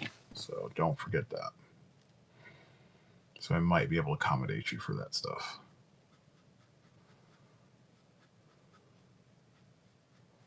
I'll touch base with you outside of here.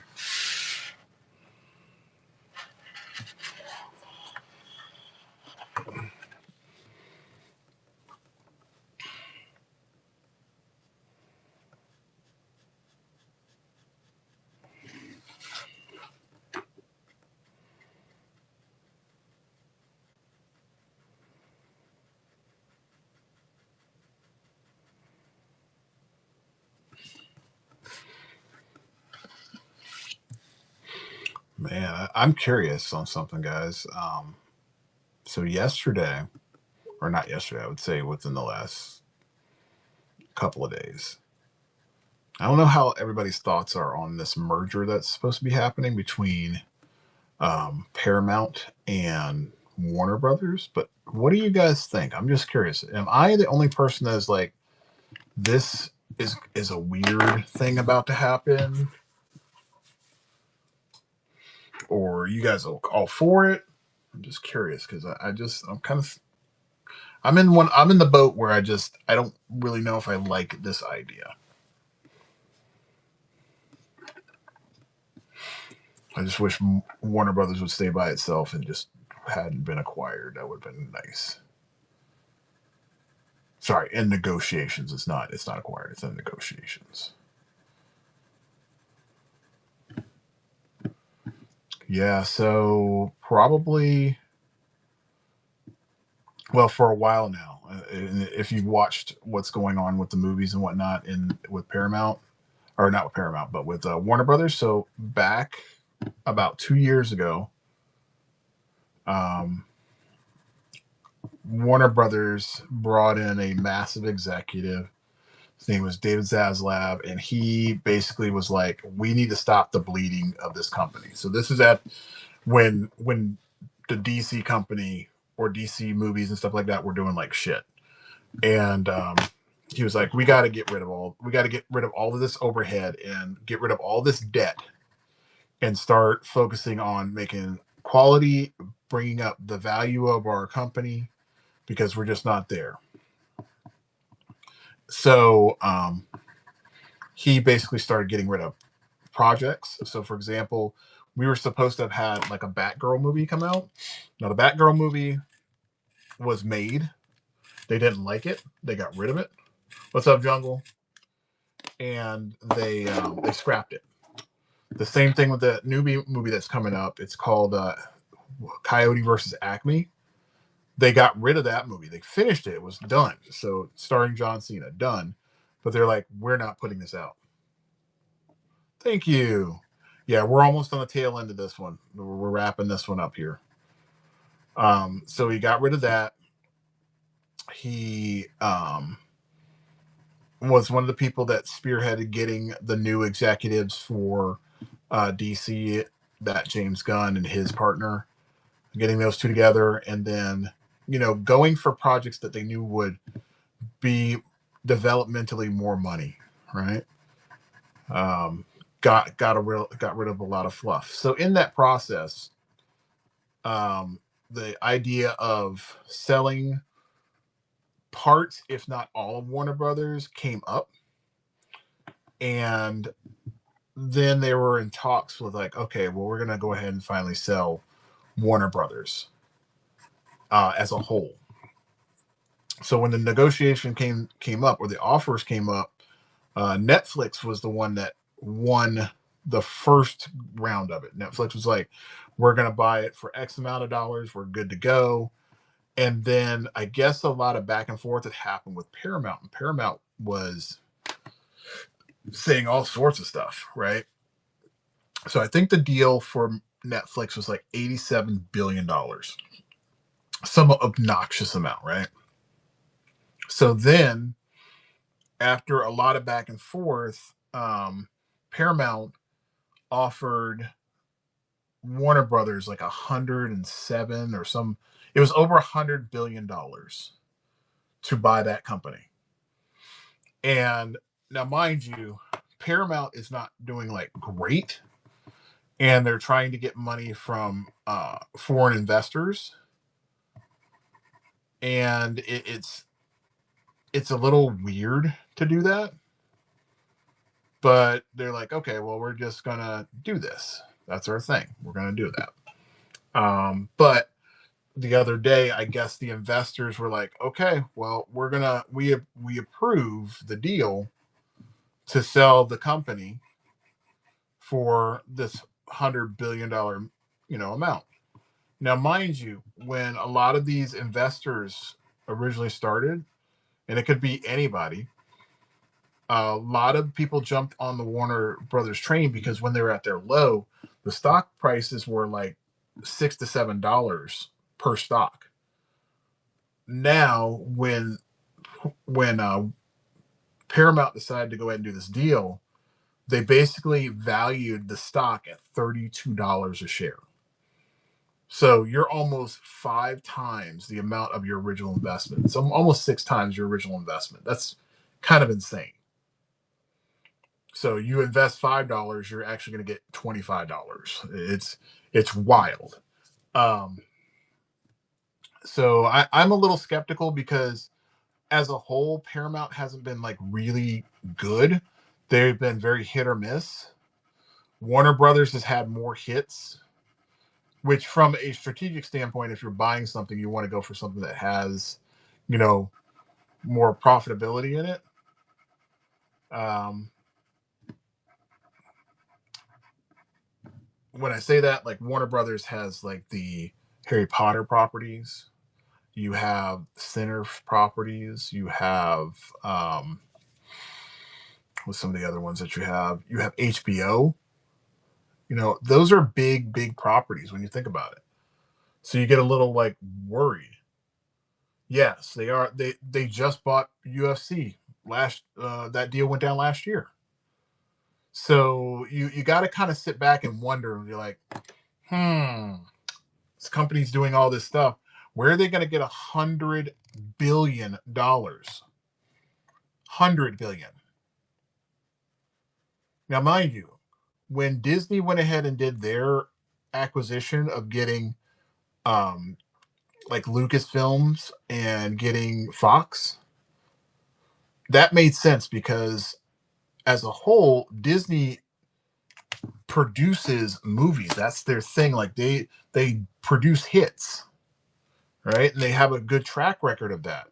Yes, they have some misses, but as a whole, that's what they produce. Paramount's not on that level. They might have a couple of wins and then they just kind of like die off. you know, Transformers comes in, does billions. I mean, I think it's a multi-billion-dollar property at this point, but they haven't had a hit on that in a minute. They had the Turtles franchise, they did something with it, and then they just were like, no. They're going to release Ronin as an R-rated movie. They're like, no, we're going to scrap that deal. That's not a good idea. We're not doing that. When you would have made millions upon millions. So that's one of those things where I'm just like, I am really kind of skeptical as I don't know if you guys know what you're doing.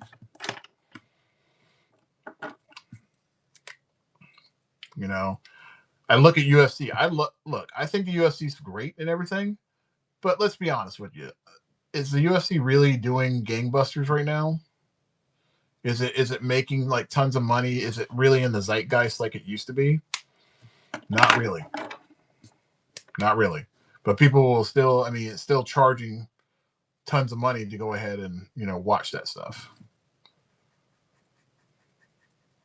And Netflix is about to go ahead and start competing with them. You know, Netflix has got MMA about to pop off here in May with a Ronda Rousey fight. You never would have seen that shit before, ever.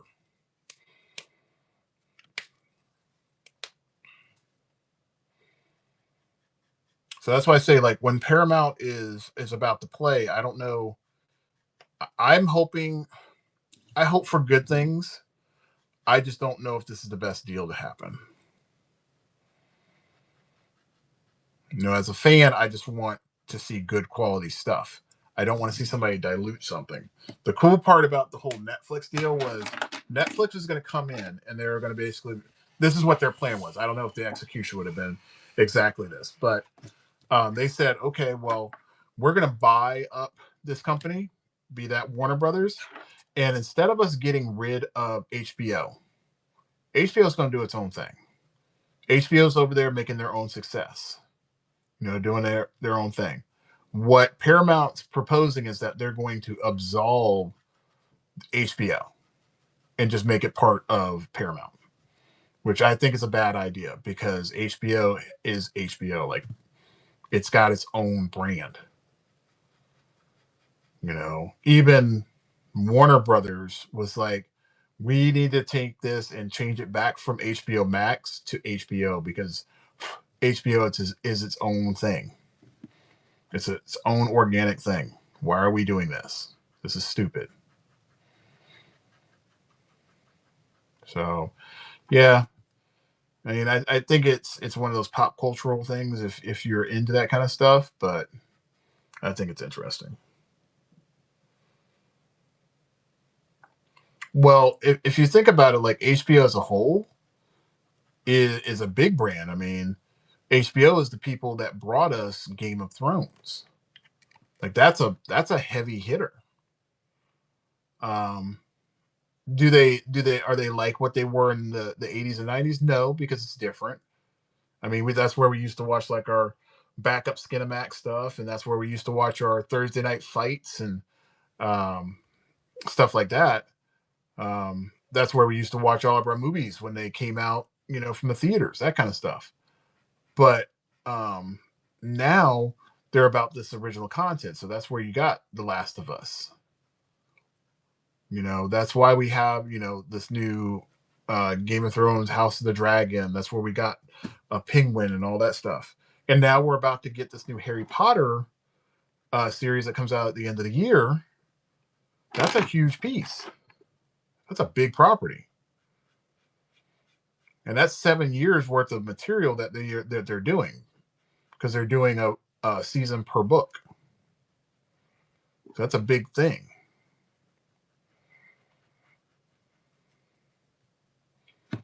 Yeah, I mean, they look. HBO is always on. They have their finger on the pulse. As long as they have the money to do the things that they want, that they need to do, they're going to produce.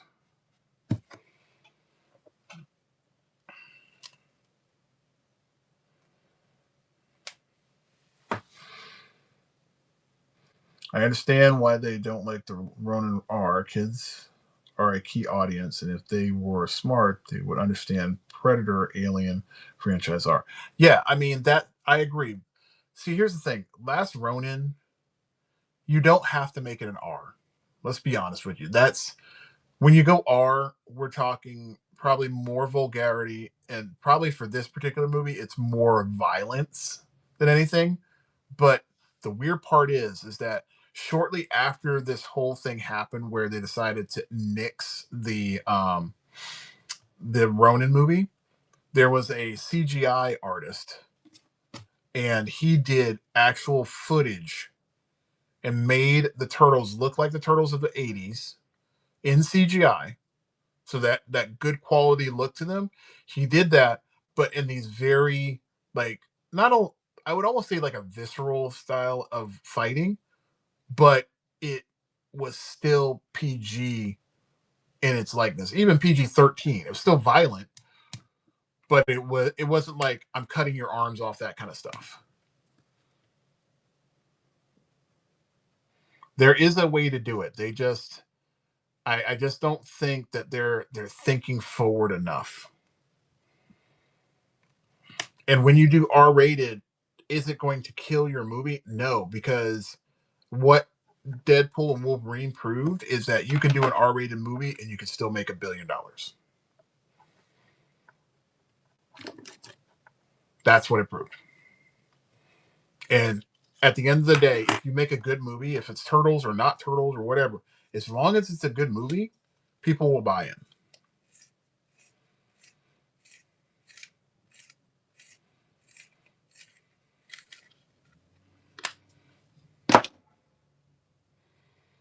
Yeah, I mean that they could go on that path. Yeah, absolutely. You just push it as far as you can.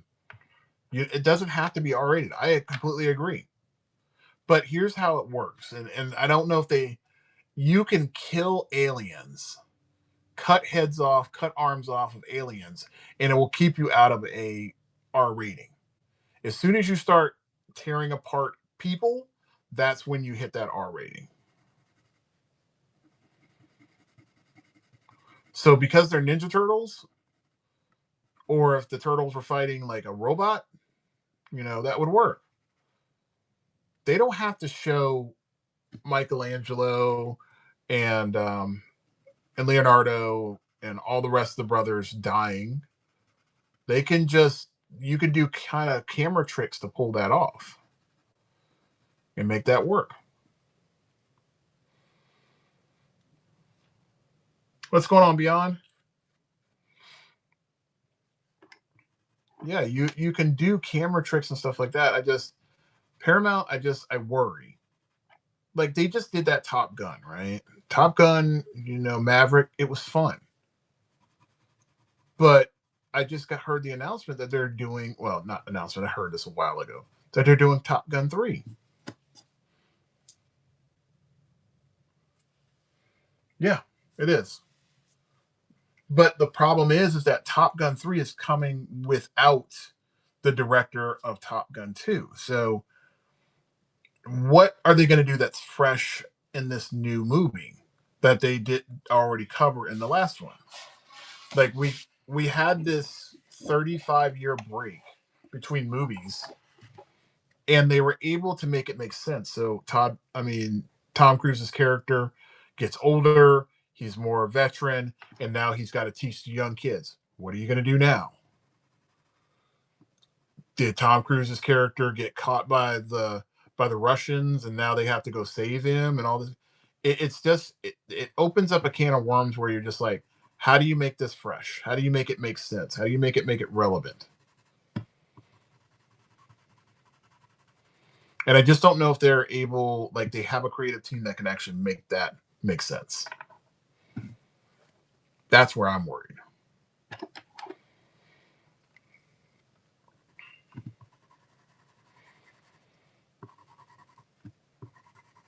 Yeah, so just so you know, the whole Top Gun thing, this has been talked about for since they had a 1.2 or $3 billion movie on their hands.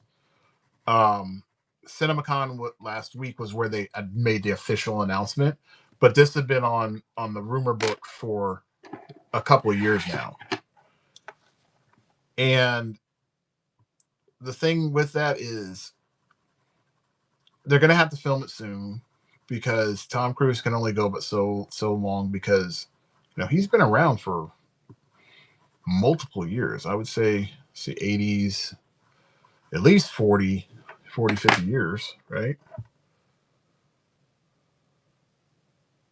Cruise somehow comes to the director of Top. Maybe. I don't know. They just got to make it fresh. The problem is that, and I'll tell anybody this, and I'll defend my answer. So when we were kids and we saw Top Gun, right?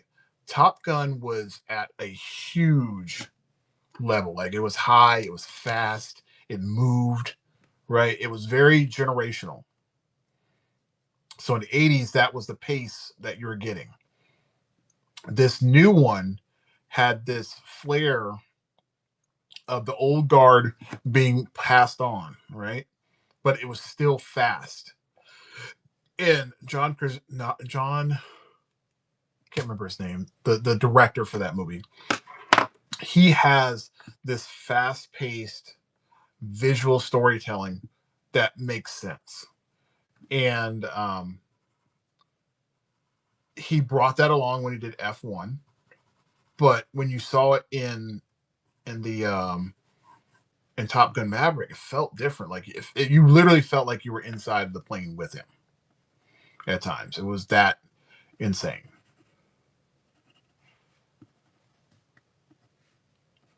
But can they do that lightning in a bottle again? Maybe. You know, they were able to even bring in Val Kilmer's character. Val Kilmer, who could barely even talk at all in real life. And they were able to make him valuable in the movie. You know, granted he passed away in the movie, but they still made him valuable. Oops, that's the wrong color. I need the darker one.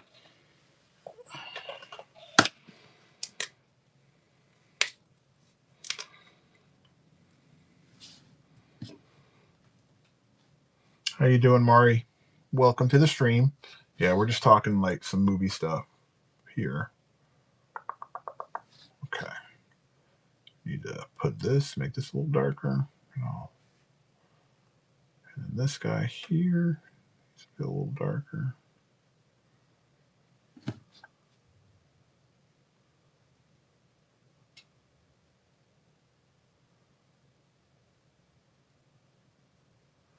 Yeah. There's a lot of weird stuff in that movie, but honestly, overall, if we just look at it as a whole, that the movie moves really well.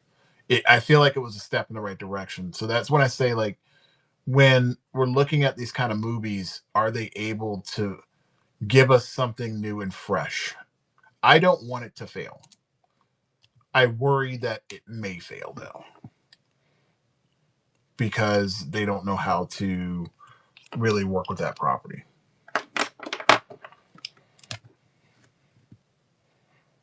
You know, think about it like this, and we'll get off the Top Gun thing, but I don't know if any of you saw Transformers One, but it's probably the best Transformers since the first live action came out.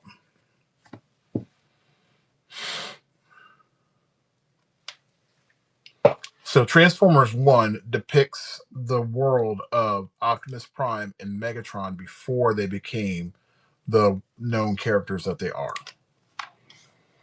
And that story was incredible. It was a phenomenal story. It was so good. And because it was never promoted properly, and this has happened countless times with their movies, but it wasn't promoted properly. Nobody wanted to see it. I did not even want to see the movie because it looked boring as shit. But all the good parts of the movie, they never put into a trailer. Like you, and I'm not saying just good parts. I'm saying as far as like thematically things that would make sense to make you really want to dive into the series. Those were never put in any of the trailers. So that way you'd have a better sense of what the movie is. They're never in the trailers.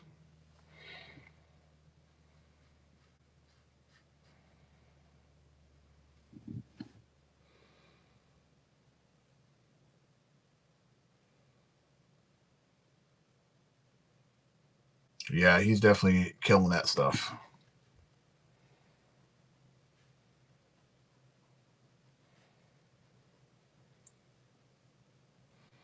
Yeah, very impressed by the work I've been seeing lately from you.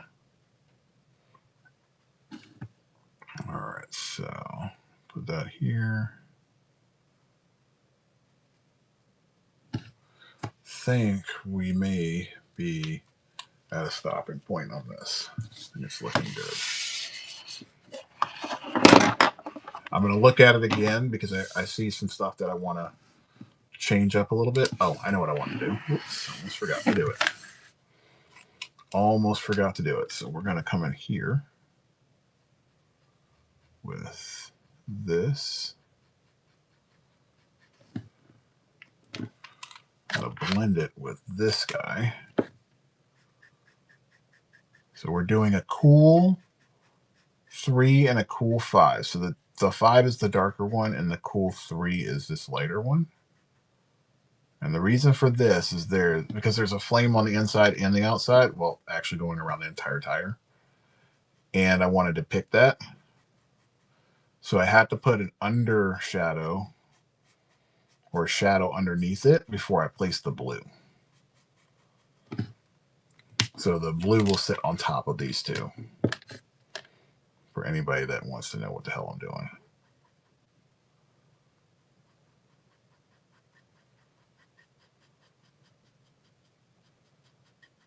Okay, so those two are like that, right?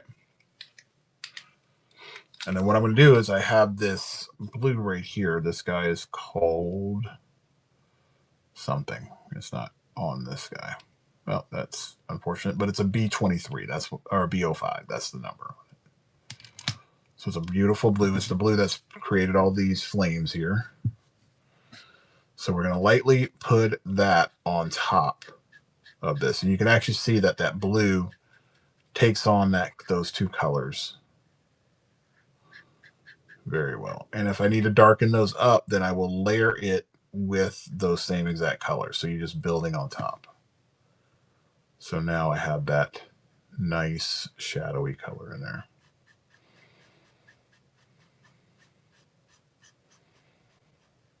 Kind of cool, right? So it gives it some depth. So what I'll probably do to continue with that, I'll put in some more flames with this kind of setup in the background. So that way it gives that part some depth as well. But that is going to wrap this part of my day up. So this is where we're looking so far, but I have to do some more touch-ups on it, but I'm not going to do that one right now. I got to give this some breathing time, and I got to work on a couple other things. So I'm going to put that down there. And then, oops, almost messed up. So let's jump on this real quick.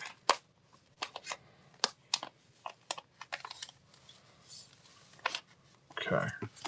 So let's wrap up this Krang that I have. Let's have to fix his face because his face looks weird.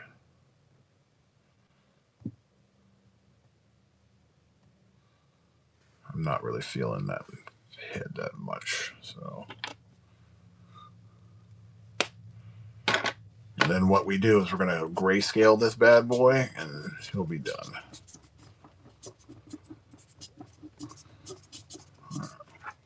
So yeah, if you ever want to like lighten up your pencil marks, if you roll it versus just straight on, penciling it, then it just lightens up the lines. For anybody that wants that little pro tip,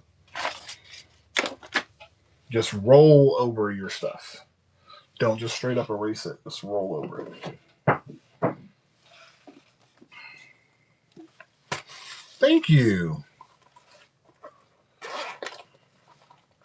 Would you be surprised if I told you I sat down and I knocked all these guys out in about 40 minutes?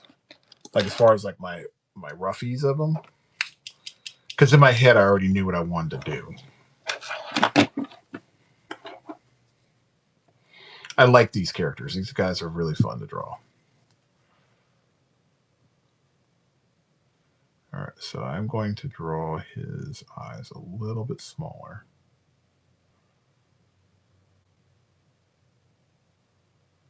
Yeah, these were fun.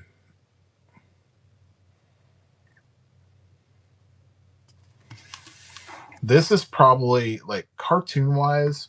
There are only a few cartoons of my when my growing up that really hit me.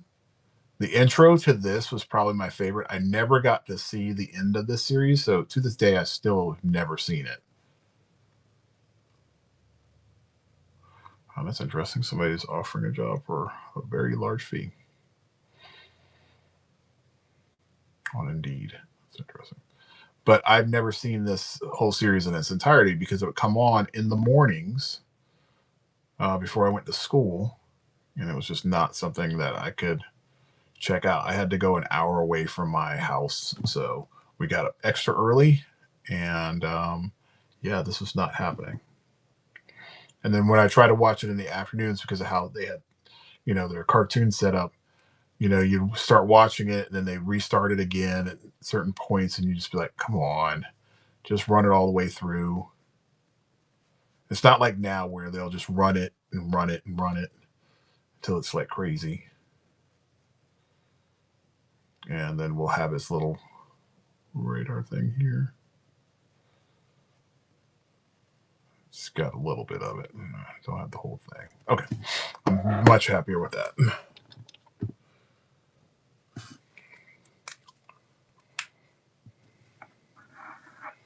Yeah, that was my thing. I got so tired of watching the same exact episodes over and over again. It was frustrating.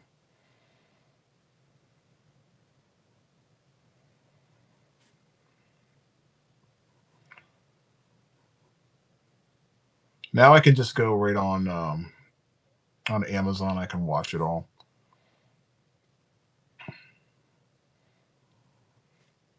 I think that they're actually, you know what? I will say this. And I'm gonna bring my Paramount thing up. It's not Paramount. I think it might be Hasbro, but they're doing like a whole '80s or retro cartoon streaming channel, and it's all going to be free. So I was like, okay, that's cool. So now I can watch my childhood all over again.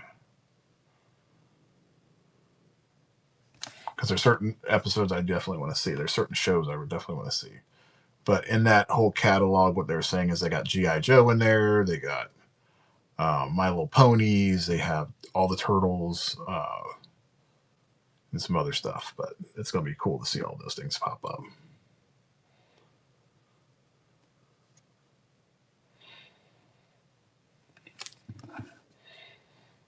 I wish they would always. I'm waiting for the day that somebody's going to say, "Hey, I want to do Pirates of Dark Water." Tink, how are you doing this morning? Yes, I did get your calendar. I was so sad to see that that thing got booked up. I was literally in the middle of the class and I was getting ready to message you, and um, I was like, "Oh, they're all filled up," and I got sad for a second. And I'm like, "Okay, it's all good. Somebody else definitely needed that spot more than I did."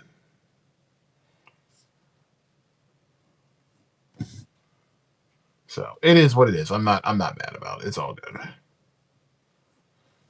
But I definitely will. I was looking at my calendar. I think my Thursdays might be booked up because I have class, but they may be switching my schedule, so that might work out. So, just out of curiosity, Tink, since you're on here now, when you do this show, do am I running my own show and then people rate into it, or are we doing co-hosting on that? I don't know how that goes.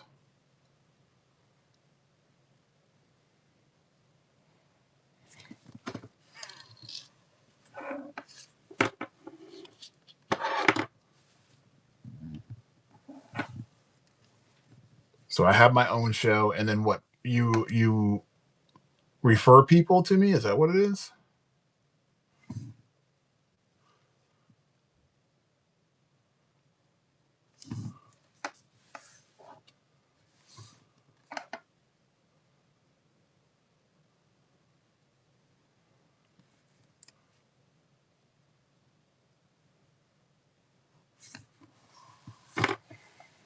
Yeah, we may have to actually talk on the phone and find out about this because I'm curious. I have to reach out to you personally because sometimes I get things lost in texts.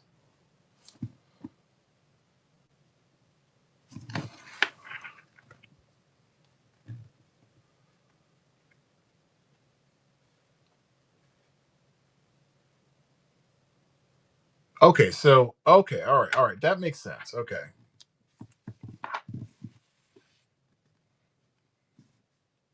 so they're up and running during that time, and then we send our stuff over to them. Okay, that's cool.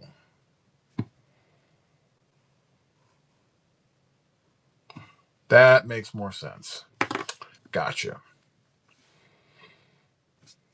gotcha. Perfect. Thank you for the clarification.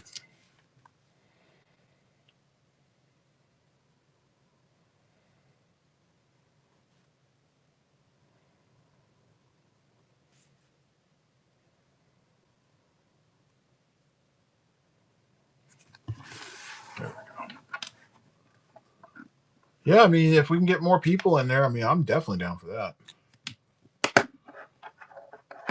Yeah, it's just Thursdays are a weird day because my son does dance, and I usually teach on Thursdays, so it's a weird setup for that day.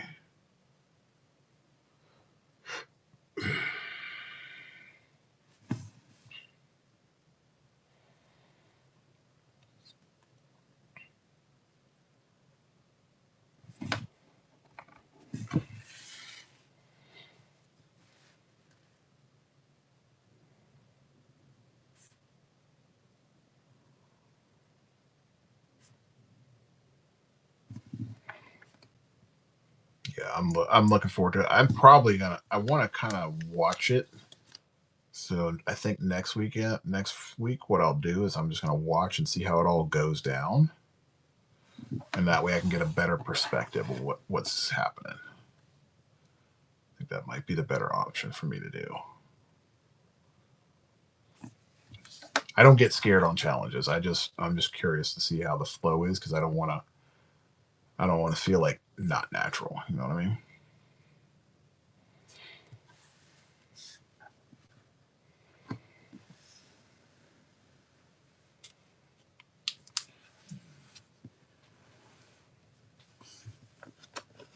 Where people can battle for prize. Oh, this is sounding more and more interesting. See, you shouldn't put me in that one because I'm a very competitive person.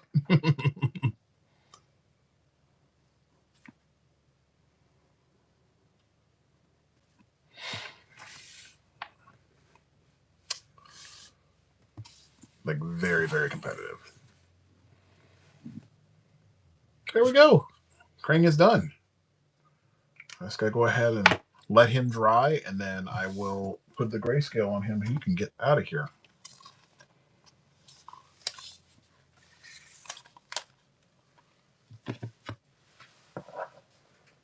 Yes, I will be there tonight. I'm gonna be there early, so I'll be there from 4 maybe till 5 o'clock.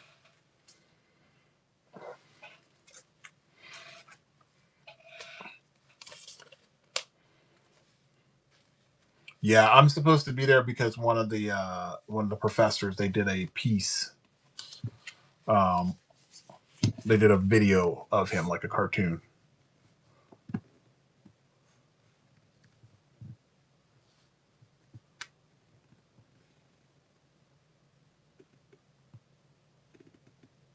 Okay, that sounds good. Hey, Ant, here you go, buddy.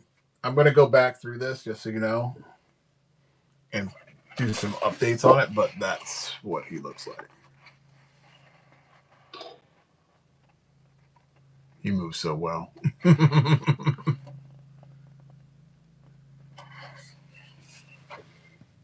Yeah, I appreciate that one. Came out a lot better than what my brain was really initially thinking about. Yeah, Tink, I'm definitely down for that. That's gonna be fun.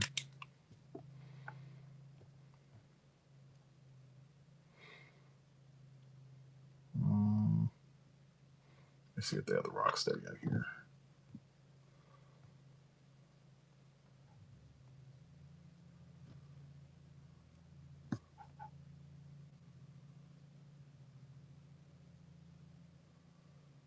They don't have him in here. Okay. Well, I just have to look up the statue of him.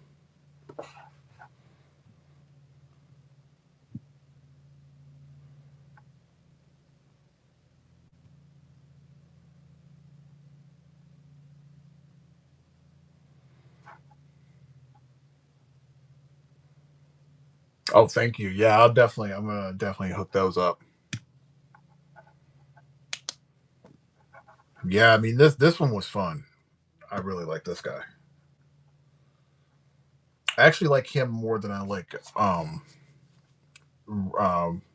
Rocksteady. because there's so many little tricks and everything. Like I even forgot to put this in here. I gotta put it in the ring, the nose ring.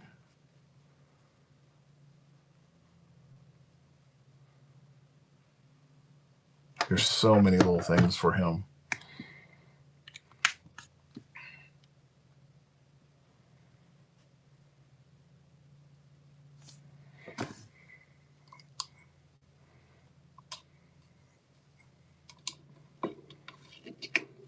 I told you, man. Like I'm not playing around when it comes to this stuff.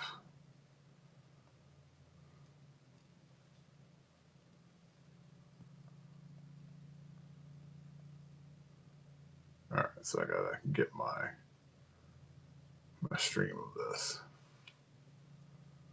I'm so looking forward to seeing how this comes out in ink.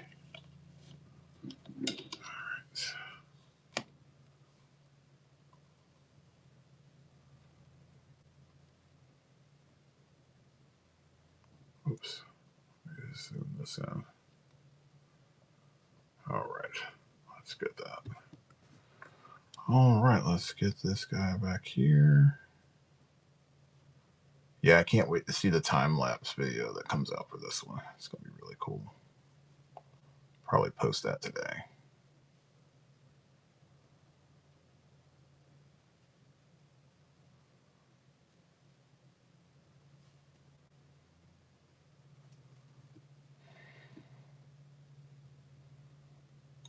Yeah, I was going to put a cigar on this dude, but I opted not to on it. It's like I could do that, but it just, I don't think it would have made sense for this piece.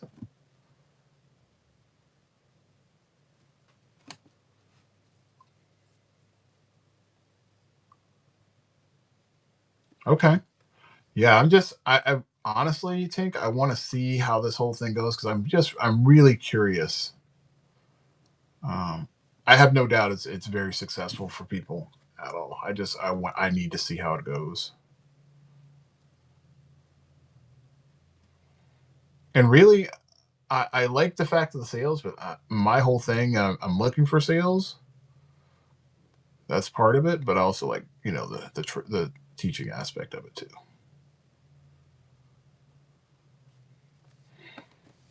I would like more customers because I get to do more fun stuff on here when I have more customers.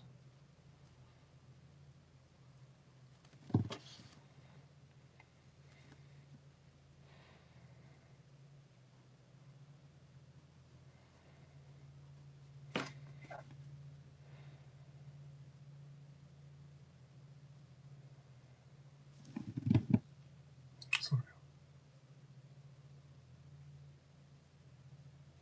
oh, I would love that. Like, I can't tell you how many of my students now that I'm trying to turn on to this stuff because this generation of kids that I'm running into now, they have no idea how good they could be, but they need to have a place to showcase their art because like Instagram is not a place to like you can show things, but realistically, not a lot of people, unless they're your friends, are going to see that stuff. But if you do stuff on here and you're doing it live, you're already drawing it. Why don't you just, or not just drawing it, but also, creating it? Why not just go ahead and sell it on here? It just makes more sense. Show it, people get interested, people get excited, and then they buy your stuff.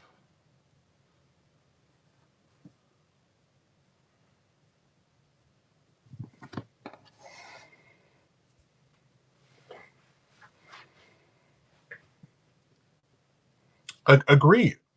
Marsh, I completely understand. That is true. Like, for example, for me, like my wife sees like when I get to talk about what I'm making and all that stuff, she knows I'm happy. Like this is my happy place. She's always known me to be a person like when I'm drawing and creating, I'm in a good place. This is the best of both worlds for me because not only do I get to draw, but I also get to teach about what I'm doing. So I'm really stoked.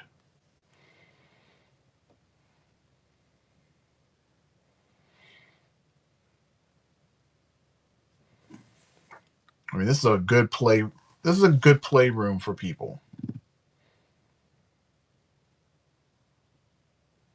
I look at kind of like this is like the art classroom, like all the kids wanted to go to. It had all the art supplies and had all the cool kids that could do cool things. That's what this reminds me of.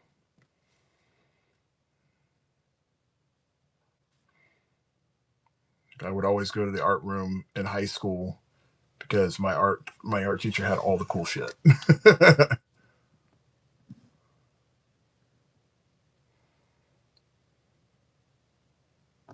That's right.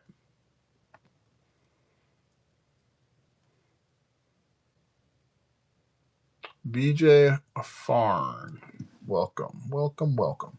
Yeah, I mean, I was one of those kids. I loved being in those classes. Um Fix this. Let's start here. I'll never forget, like when I was in high school. So I'm gonna age myself so that way you guys can kind of figure out where I'm at. So I graduated in '96, and when before I graduated, I think it was the year prior, I had this teacher. His name was Mr. Fields. So during that time, Mr. Fields was starting to learn how to do Crayola no, what is it? Corel Draw. That's what it was. And he was trying to teach me about it, teach me about blending and all that kind of good stuff. However, as a whole, this teacher was really, really good. So he could teach you like fundamentals of illustration. He's the one that taught me about how to stipple. He taught me about how to do shading and all of these fun, cool things that typically I would not have had. And then when he left, he basically told the students, I need you to go back in the back and clear out stuff for me. So, there was tons of art shit back there, like lots of art stuff. We're talking clay. There were hundreds of dollars worth of airbrushes sitting in the back. He's like, you can have it. It's no problem. I'm not keeping it. And we don't use these, so you can go ahead and take them. Okay, you win. We would have never known. What do we? I say people, that number is just a number. We all age gracefully. You just have a lot of wisdom, Tink. That's your blessing. But that guy definitely, helped me get to where I am, and I loved that class. That's why that was the coolest class in the entire school. It wasn't as cool once he left, but it was cool when he was there. He produced a ton of great artists out of that class, and I think they moved him because in these schools nowadays they move teachers around because they're contracted and all this stuff. So they're hoping that if I move this person here, the same results that they did here, they're going to do them over there. And that's not the case, unfortunately.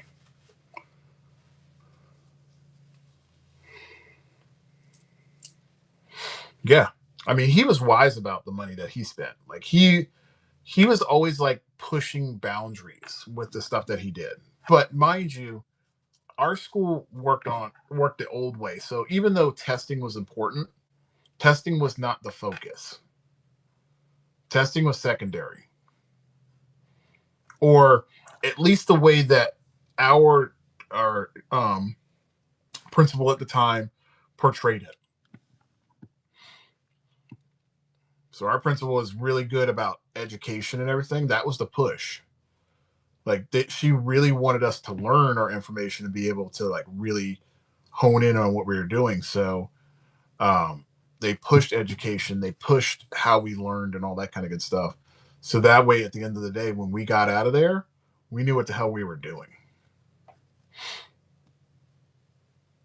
It wasn't just about the grades. It was all about, hey, can you function once you leave this school? Some did, some didn't. Some left out of there with kids because they didn't know how to keep their legs closed. or keep their stuff in their pants. But a majority of the kids that left there left with a very good education and a focus to do great things. I agree. Artwork classes introduce you to a wilder world of art, materials, and techniques, and then you can get copying comics care. Yes.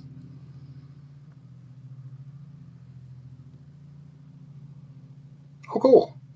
Yeah, guys, if you get that gel pen from Tink, you definitely want to get it. Those gel pens are dope. It's a $4 or $5 gel pen. You might want to get it. I have two. Or I'd take it from you, Tink. Give somebody else the opportunity to get that. Um, but yeah, I mean, I think those art classes are very important. I think environments like this are super important. Taking art out of school is stupid. I will always fight that battle.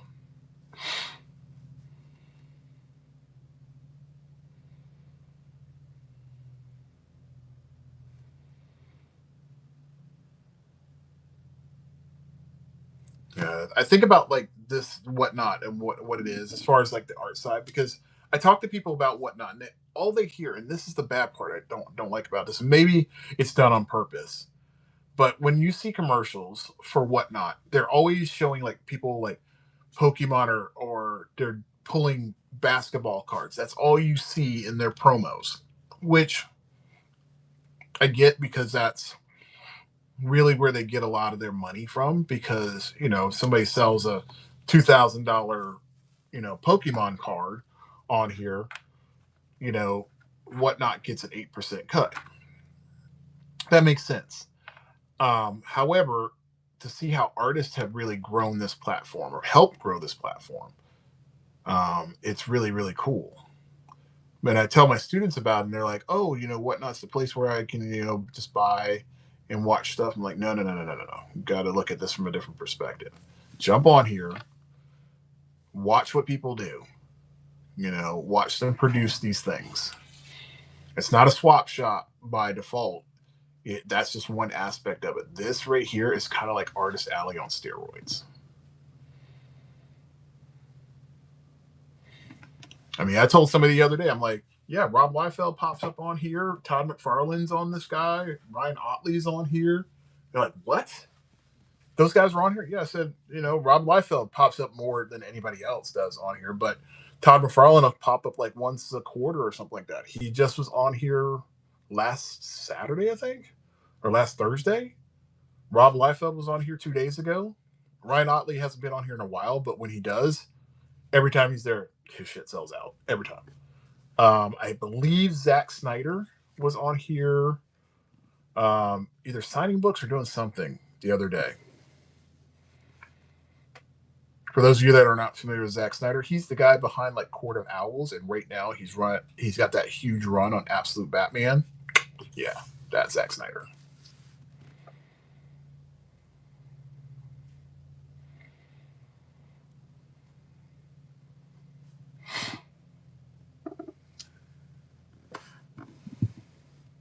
Oh my god, I can't believe Todd was on yesterday. Damn it. Damn. Oh, I'm so mad.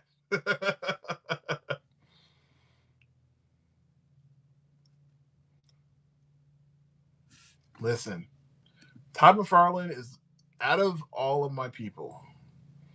I would spend legit money for Todd McFarlane to draw some shit for me. Like I really would. I love you, Liefeld. You're a great artist. I would say like you're definitely my top 5 for sure. But yeah, Todd McFarlane is one of those guys I would definitely throw down serious dollars for. Not for an autograph, absolutely not. But for artwork, hell yeah.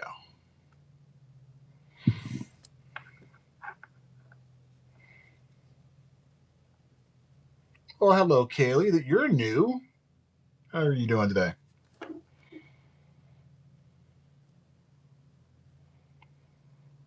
Yeah, just people don't realize what this is all about, like how good this platform really is. I think it's good in the fact that, for people that are not really comfortable talking with people, this is a good outlet for you.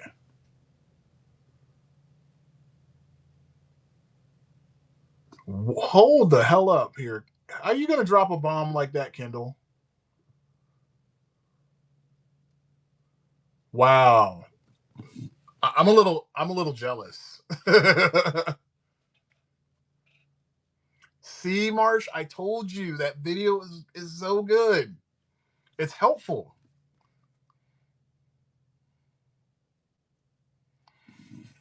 See, this is the other part.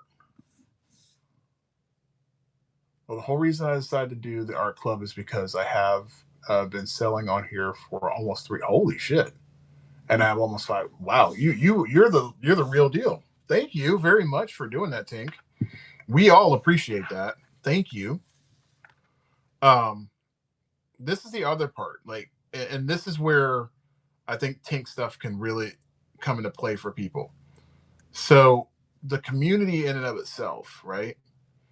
The fact that we're able to talk to each other, the fact that people can learn confidence and being able to explain things and just talk, and you don't have to have the visuals, but your art speaks for itself. That is huge.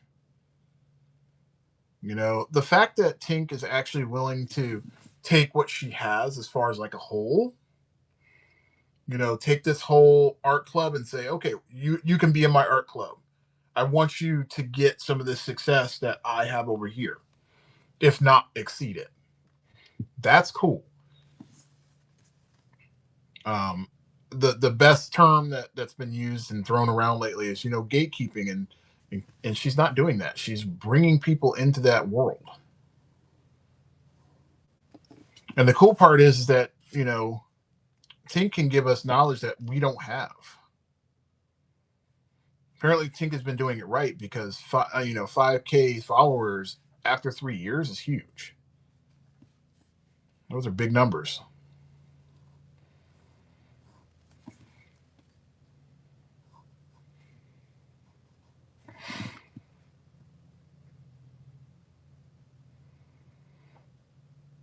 Oh, look who decided to come to the party. What's going on, Custom? I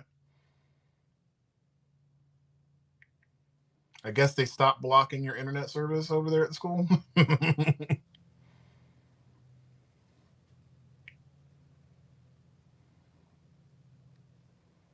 Yeah, I would have never met some of the people I've met on here had it not been for this program. And in all honesty, one of my good friends, Chris, he's the one that turned me on to this. But I was like, I'm not doing that. I don't have the equipment to pull it off, and I just don't have the time to do it. But when I left my other job, that was not even a question. I was like, I'm on this. I said, I'm going to give it 3 months. If I don't see anything resulting in 3 months, then I'm just going to go ahead and say I'm done.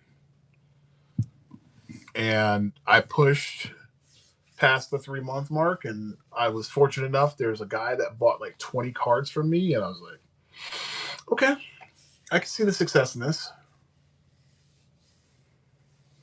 I figured that he would be on there. I'll definitely have to check it out, see how it goes. It's good that at least now I have somebody that's familiar that I know, so that way I can watch what he's doing.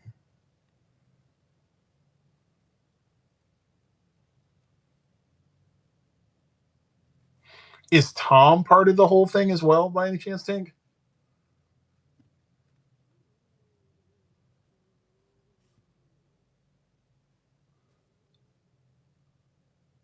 Oh, Tink, you're gonna go in. You're gonna have to give Marsh some information about that, if you don't mind. He may be interested in seeing what you got.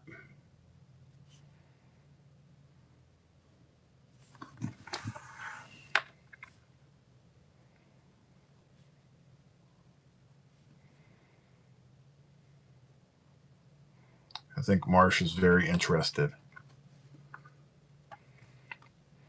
Yeah, I'm so looking forward to seeing this whole thing.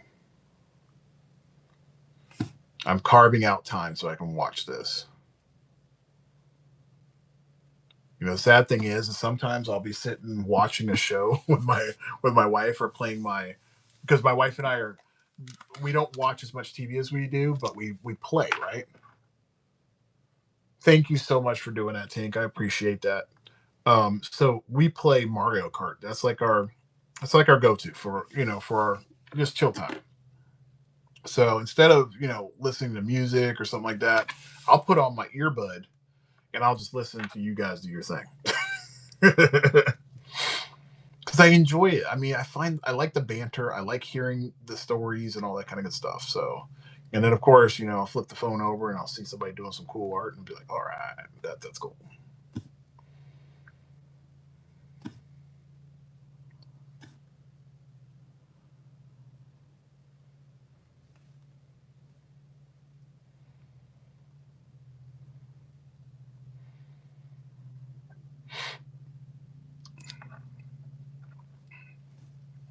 Did you see the Krang by any chance?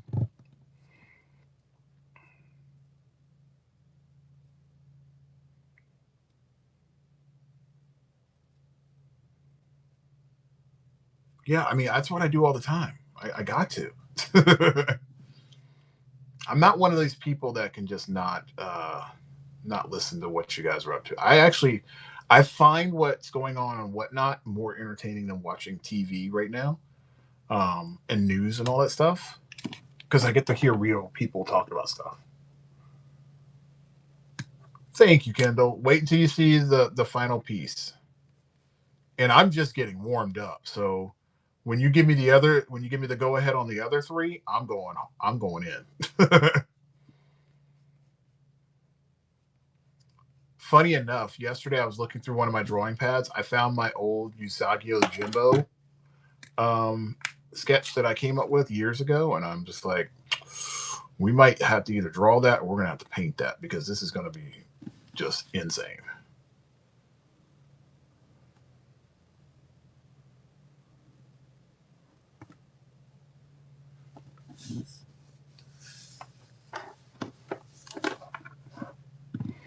Basically, the art club is just a platform within Whatnot to showcase the artist and all their beautiful skills and to build a community. So it's a community within a community.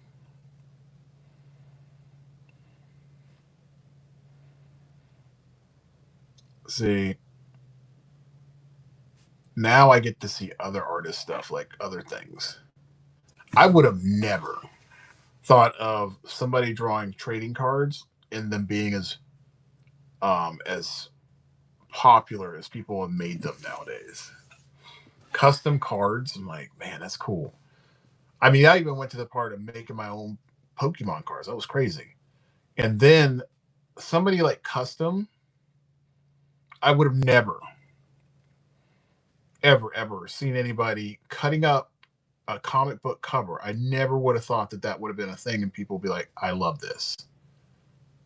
And then who else was it that does some cool stuff?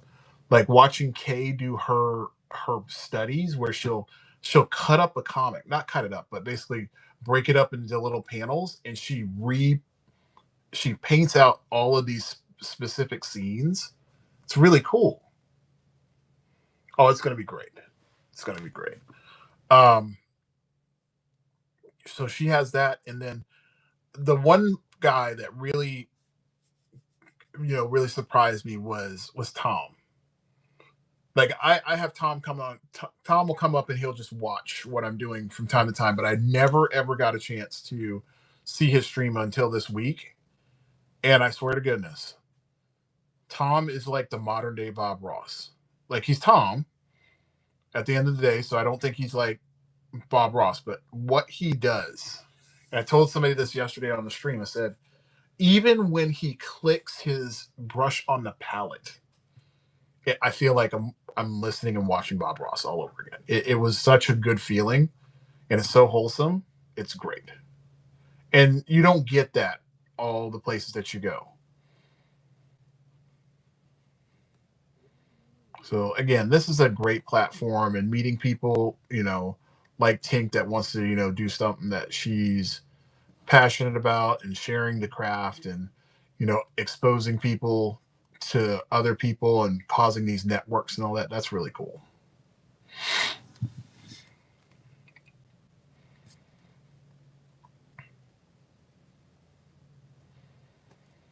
All right, he's got this massive vein coming out of his arm. Like he's been hitting the gym hard or killing some turtles. All right, so let's go ahead and get these other bullets in here, and we're good to go. I feel like I'm doing great. I'll be 3 for 3 today.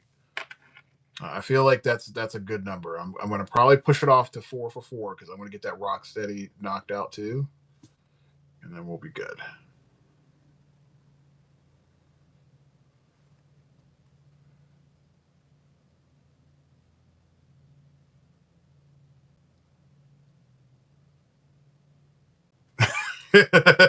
Let's get this tree of friends. That's hilarious.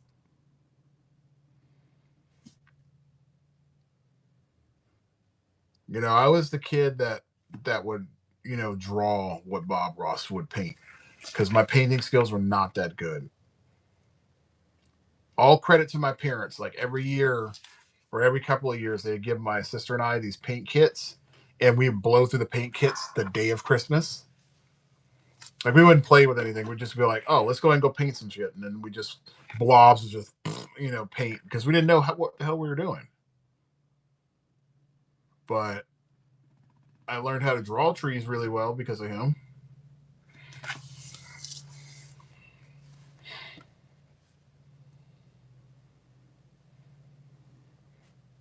So I'm very happy about that.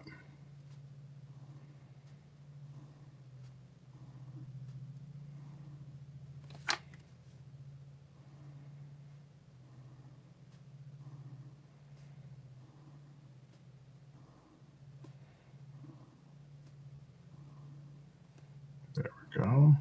Got those bullets and making them look good.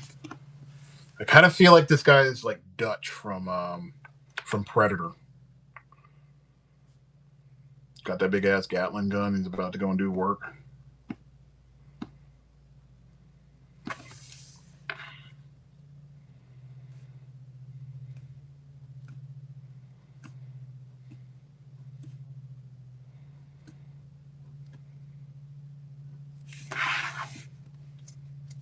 All right, let's see. Paul Chio, how are you doing today? Drawing trees is way harder than painting trees. Yeah, it can be, but if you put the trees in a distance, it's way easier.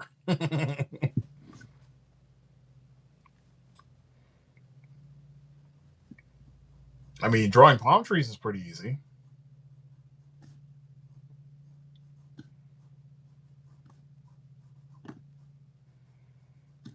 All right, so we got that. Oh, that's looking so sweet. Looks so good. And we got to just.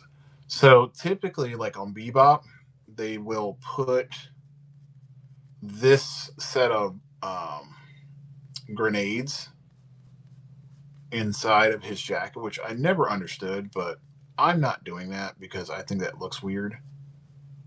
So his grenades are going to be on the outside of his jacket.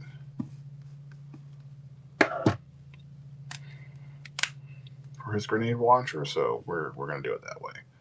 So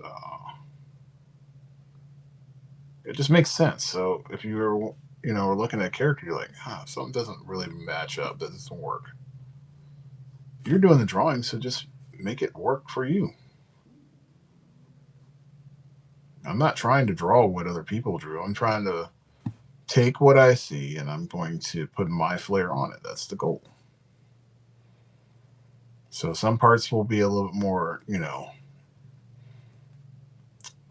like too artistic, and the other parts are going to be like, wow, that makes sense. Yeah, you just have to. I mean, I'm literally looking at a reference right now just to kind of make sure I get things in the right spots, but I'm like, I don't get that. Doesn't work for me.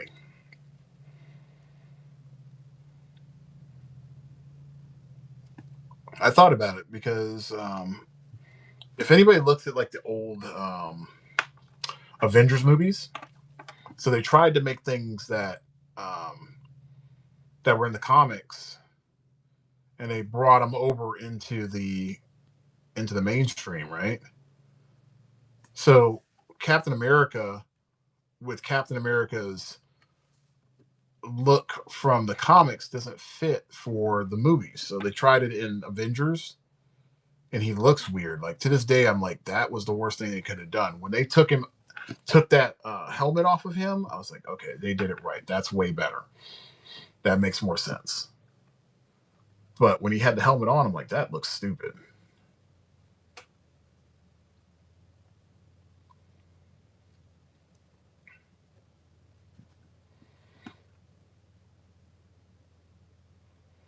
Need to see what this dude's. Does he have a belt or does he just have?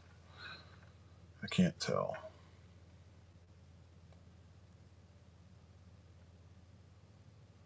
Okay, so his pants are like open.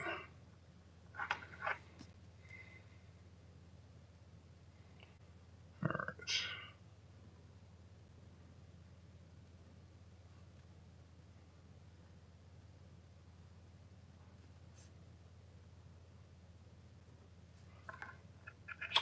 Totally know what you're talking about. Agreed. Some of the older characters' offset or outfits have become outdated. Yes, I agree. Like, think about like they're about to do that new Doomsday, and you get to see Cyclops in his like Cyclops, wear. It's gonna be weird seeing that.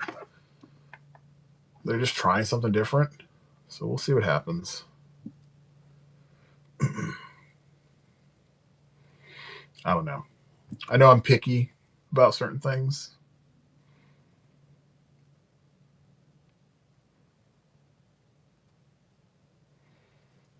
I like things that make sense when I'm looking at an idea. Um, for example, I got really upset when I saw, and this is early on in my life. So, does anybody remember when the um, first X Men came out, and the big thing that people got pissed about was Wolverine's claws,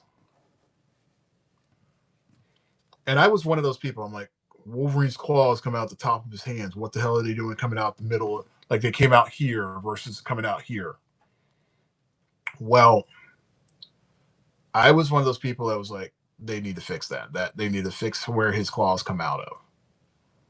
And if we all think about it, it doesn't really make a lot of sense because what they did back in I think it was late 80s or early 90s when they first had their Marvel cards come out, they literally had a card that showed the glove that Wolverine would have.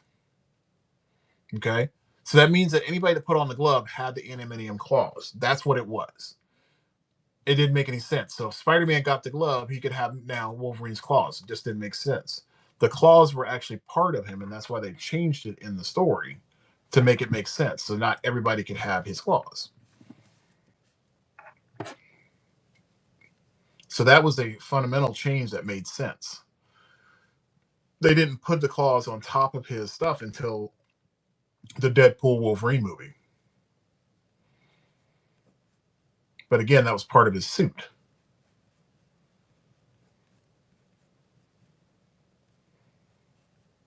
So yeah, it just some weird things that they had to change that made sense. Not everything in comics is supposed to translate well into real life. So when I see this, I see Rocksteady, I want him to. He's still a anamorphic creature, but he still has to make sense if he was going to go against somebody else. Yes, the X-Men team uniforms rubbed me the wrong way. They all had their own styles, not team uniforms. Yeah, that is true. I think that when we got to see First Class, that's when we got to see that team uniform look. I just don't think they knew how to handle it because they did have a team uniform look in the first movie, but all their uniforms were black. And then they tried to do it again in the second one at X2. But again, all the uniforms were black, and that didn't make any sense because the color palette was weird, and I think it might have been just budgetary constraints. I don't know for sure, or just my Brian Singer might have been just like, I'm just going to do it this way because this is what I want to do. He could have been like that.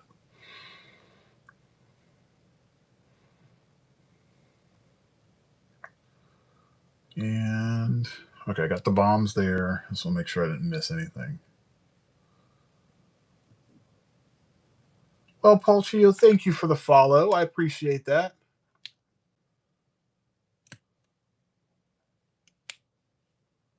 Yeah, I mean, well, getting uniforms in general are hard.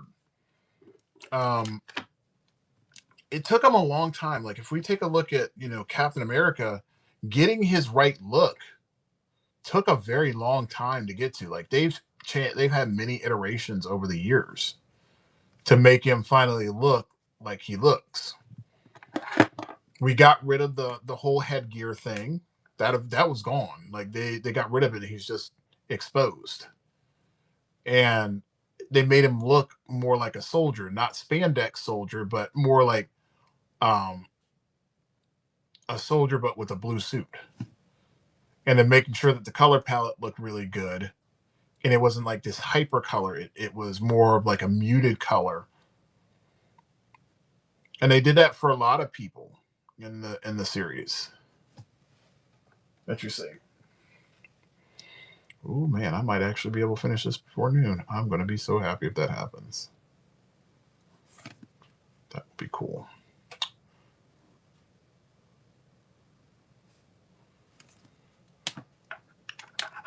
So I got to switch between my pencil and my pen because there are certain details I missed. I'm not willing to mess this up.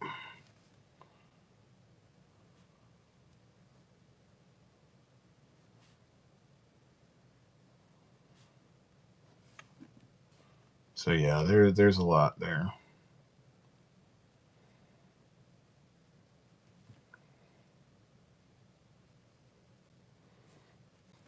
Yeah, but I mean that's the thing. I mean, I will say this with the things that they're working on in these shows and movies, it's taken them a long time to finally get it right.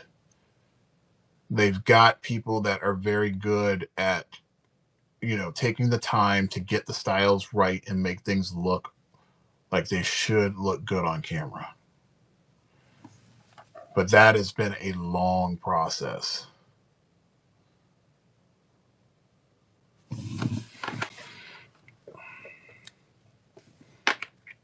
But I'm glad they took the time to do it. They failed quick and they failed on the cheap. Could you imagine, if we had spent $200 million, or sorry, it had Marvel spent $200 million and still had a shitty looking movie that, I don't know if anybody remembers this, but there was an Avengers movie before the Avengers movie came out. And if you want to take a look at it, it's really bad. It stars Sean Connery and I believe either Uma Thurman or Elizabeth Hurley, but it's a really bad movie.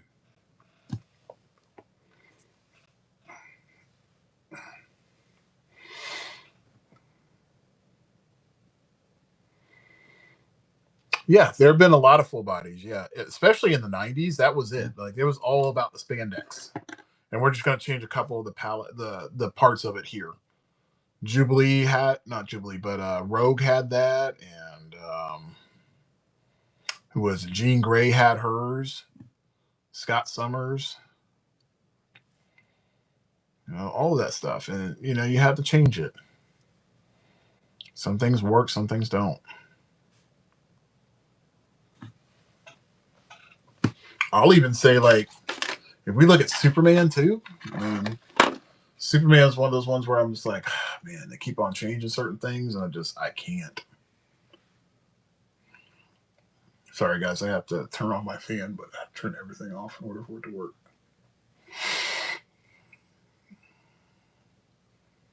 Yeah, but I'm just glad that they've taken the time to fix a lot of these things.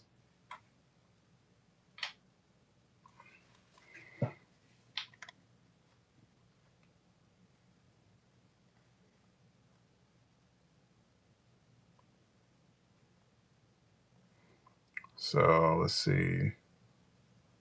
Yeah, I agree. Cyclops, Wolverine, Rogue, Uniform, Jubilee, all their styles, that was the 90s era.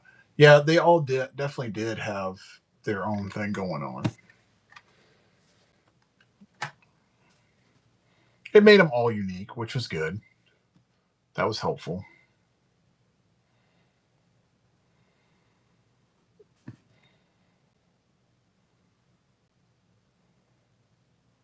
I mean, at the end of the day, I really don't gripe about a lot of stuff because I know now as a viewer that they're making these decisions for a specific reason.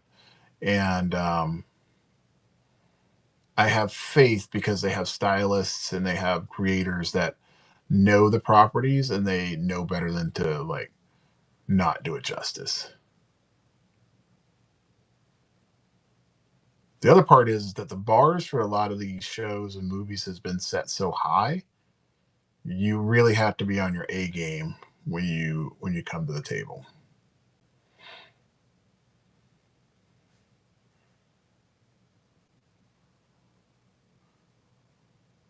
Okay.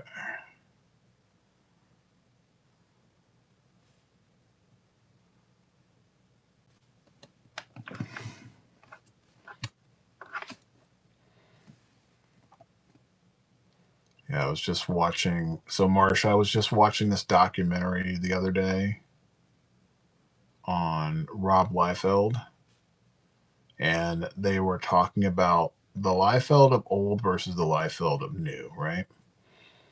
And it was a good, it's a good study on how people, change over the years. And his story, unlike others, is very different because if nobody ever knows, like Liefeld was extremely young when he got into the business. Like I think he was 24.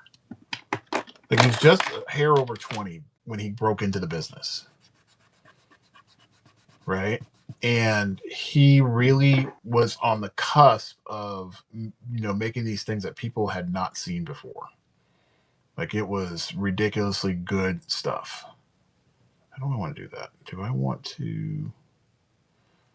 Yeah, we'll just make these indented like this. So he was one of those people that brought a lot of energy. And if you've ever seen Rob, he's very less like a lot. He's a lot of energy, but the good part is that he brought a lot of stuff to the table when he came in. So not only did he have to feed himself, he had to feed his family and take care of his family because of all his dad stuff, right? So his motivations were different. Also, he was young and he had a lot of success really young. Came out of the gate with Youngblood and ended up making millions of dollars very fast. Became one of the only artists in comics, really at the time, to end up on like an MTV based commercial. He was like the face when it first came out, right?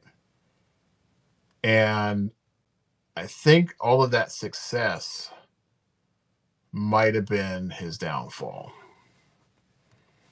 And I wish that hadn't happened because I don't know, I don't really feel like he brings the energy like he used to. I mean, he doesn't have anything to prove to anybody, like at all. He's already done what he needs to do. I mean, I'll give the man his credit. At the end of the day, he was very good for the industry. Very, very good. I mean, people will crap on him for his little feet and whatnot, but I don't care. I wish he would bring that back because I love the big guys with the backpacks and all that shit. That was really cool. He peaked in X Force and a few year, yeah, with Youngblood. Yeah, I think for him it was. I don't. I think he did peak on X Force. I think X Force was when he was like at his strongest. I think not think I know. He does better when he has people writing for him. I don't see him as a very strong writer. His stuff doesn't have a lot of depth, but when he does have a good writer, it just maximizes his artwork that much better.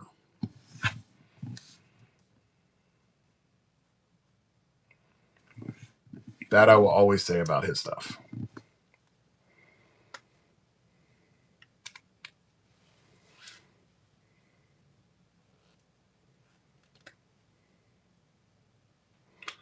In a lot of ways, I still have lots of respect for him.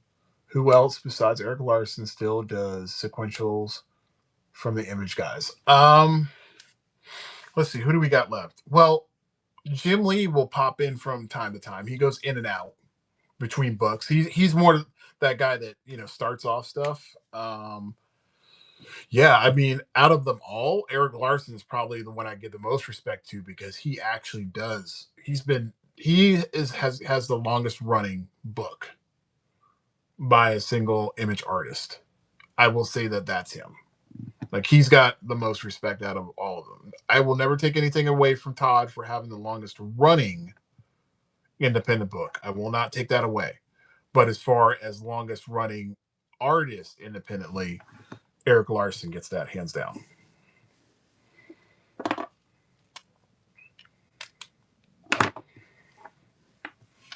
And people sleep on him. Eric Larson definitely is one of those. He's a legend.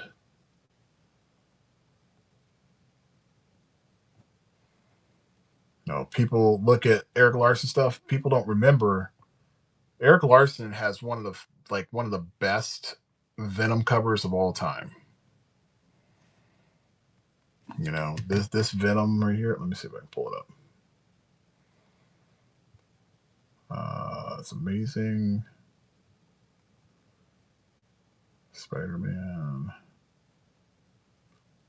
I think this is the one 348.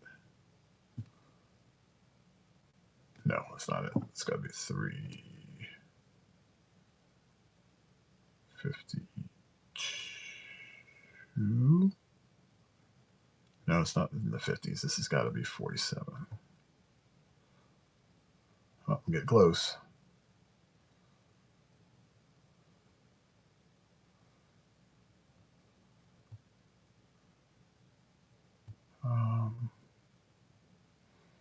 Might be 46. Yeah, that's the cover. Got it. I knew it was here. But this cover right here, that cover was insane. I mean, look at all those teeth, man. Look at all that nastiness. Yeah, Eric Larson is very, very underrated.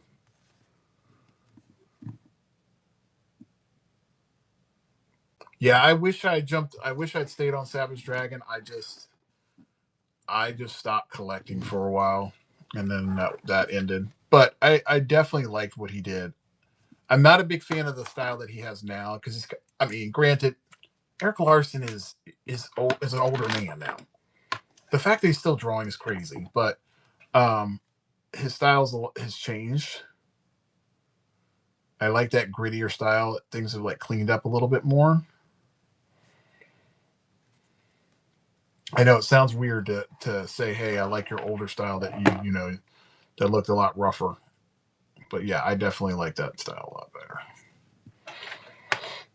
Okay, so we got some ink to put in here. I just got to kind of figure out where I'm going to put it all. So we'll put stuff here, here, here. And we got to do that hand. All right, so let's go ahead and put that in there. This is where that chunky mark comes in.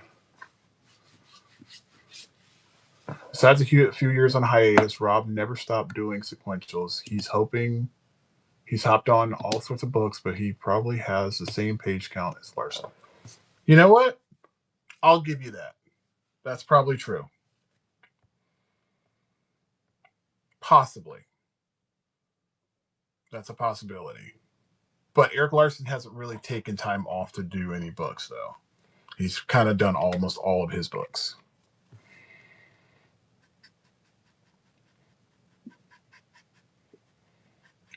I can't give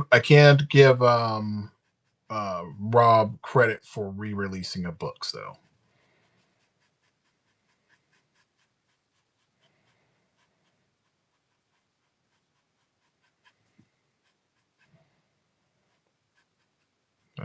That I can't do.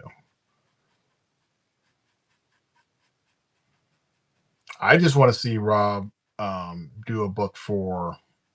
If he could pull off a book for 20 something issues, I'd be happy. I just don't think he'll do it.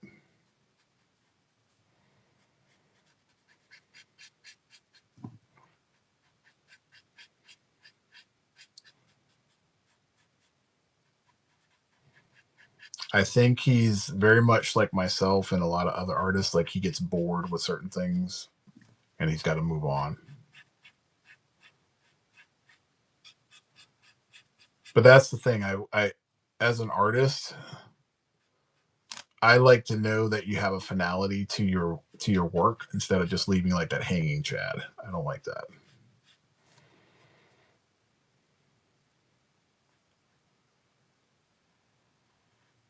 You know, I've said that about like Joe Mad. The biggest criticism that I have for him is that Battle Chasers never really ended. It just like they cut it off. He literally left it at like this cliffhanger.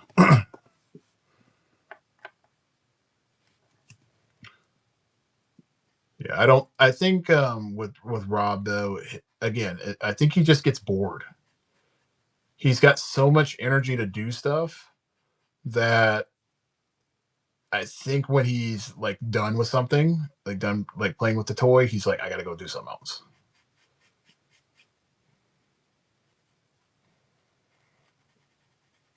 So I hope, like with this Young Blood series, which I need to start collecting, I hope it's good. I hope it's fun. I don't expect any, deep story depth, but I like the action that he does. I like to kind of see where, how he can build an action sequence. Will it look different than what, he's typically does?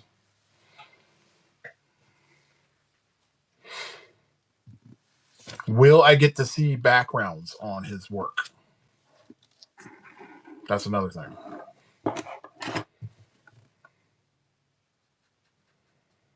And nobody come at me about that, but he is not a person that does a lot of backgrounds. He doesn't typically like drawing them in there.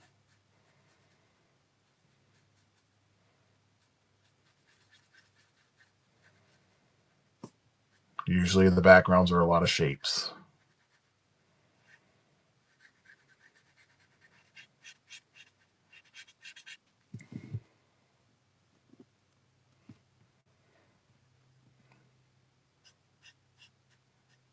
Yeah, I'm not criticizing. There's things like I even have weaknesses with, so I will not flame somebody for that. I just want to see. I want to see him grow as fast as he was before because I'm looking for him to have his opus. I don't think Youngblood is it.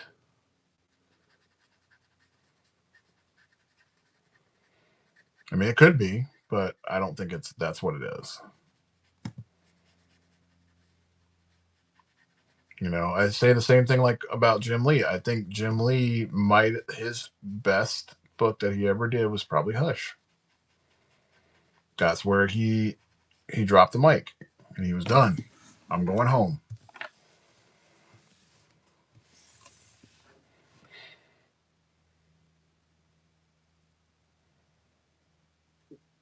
All right, I think this guy is Donzo here in just a sec.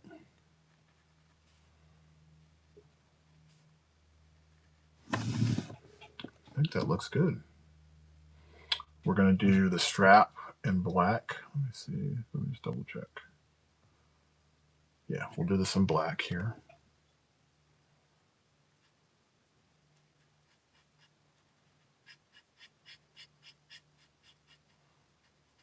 This looks so good. I'm so happy about this. This looks really good.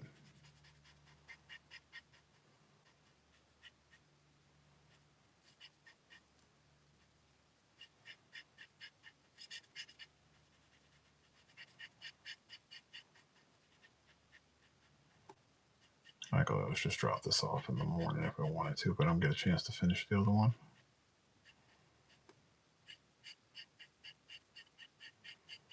All right, that's good.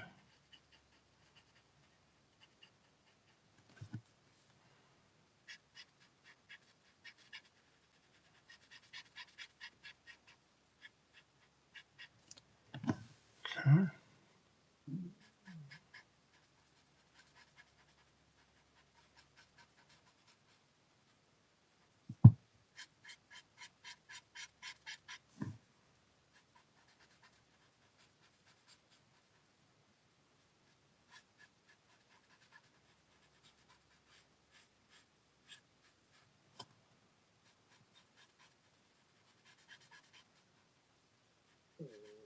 All right, that looks good.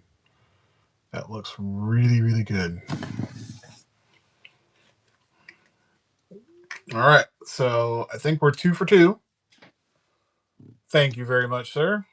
Yeah, I'm gonna go back in here in just a little bit. I'm just gonna kind of give myself a break because I've been going for the last little bit, and I gotta add in his pants and do some more detail work, and then we put the gray on it, like the black and white gray. So, for example, just so you're aware what you're about to get, Kendall. So this is the treatment that you're gonna get to your book.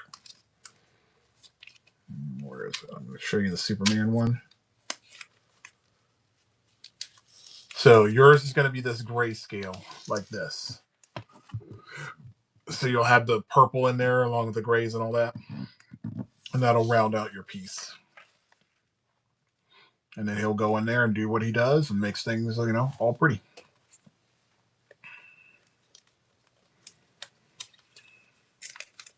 But that is all she wrote.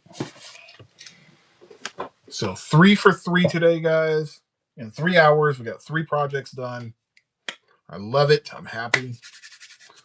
All right. So I'm going to get on out of here. I will see you guys probably either Monday or Tuesday. Definitely Tuesday. To everybody, have yourselves a great weekend. And what I will do is, Kendall, I will message you as soon as this goes out. I'm sorry, Ant, I will message you as soon as I send out your piece. And then, Joseph, if you are floating in here somewhere, I'll send your stuff out as well. So thanks for watching, guys. Thanks for, talking with me. And I hope you guys have a great one. I'll see you later.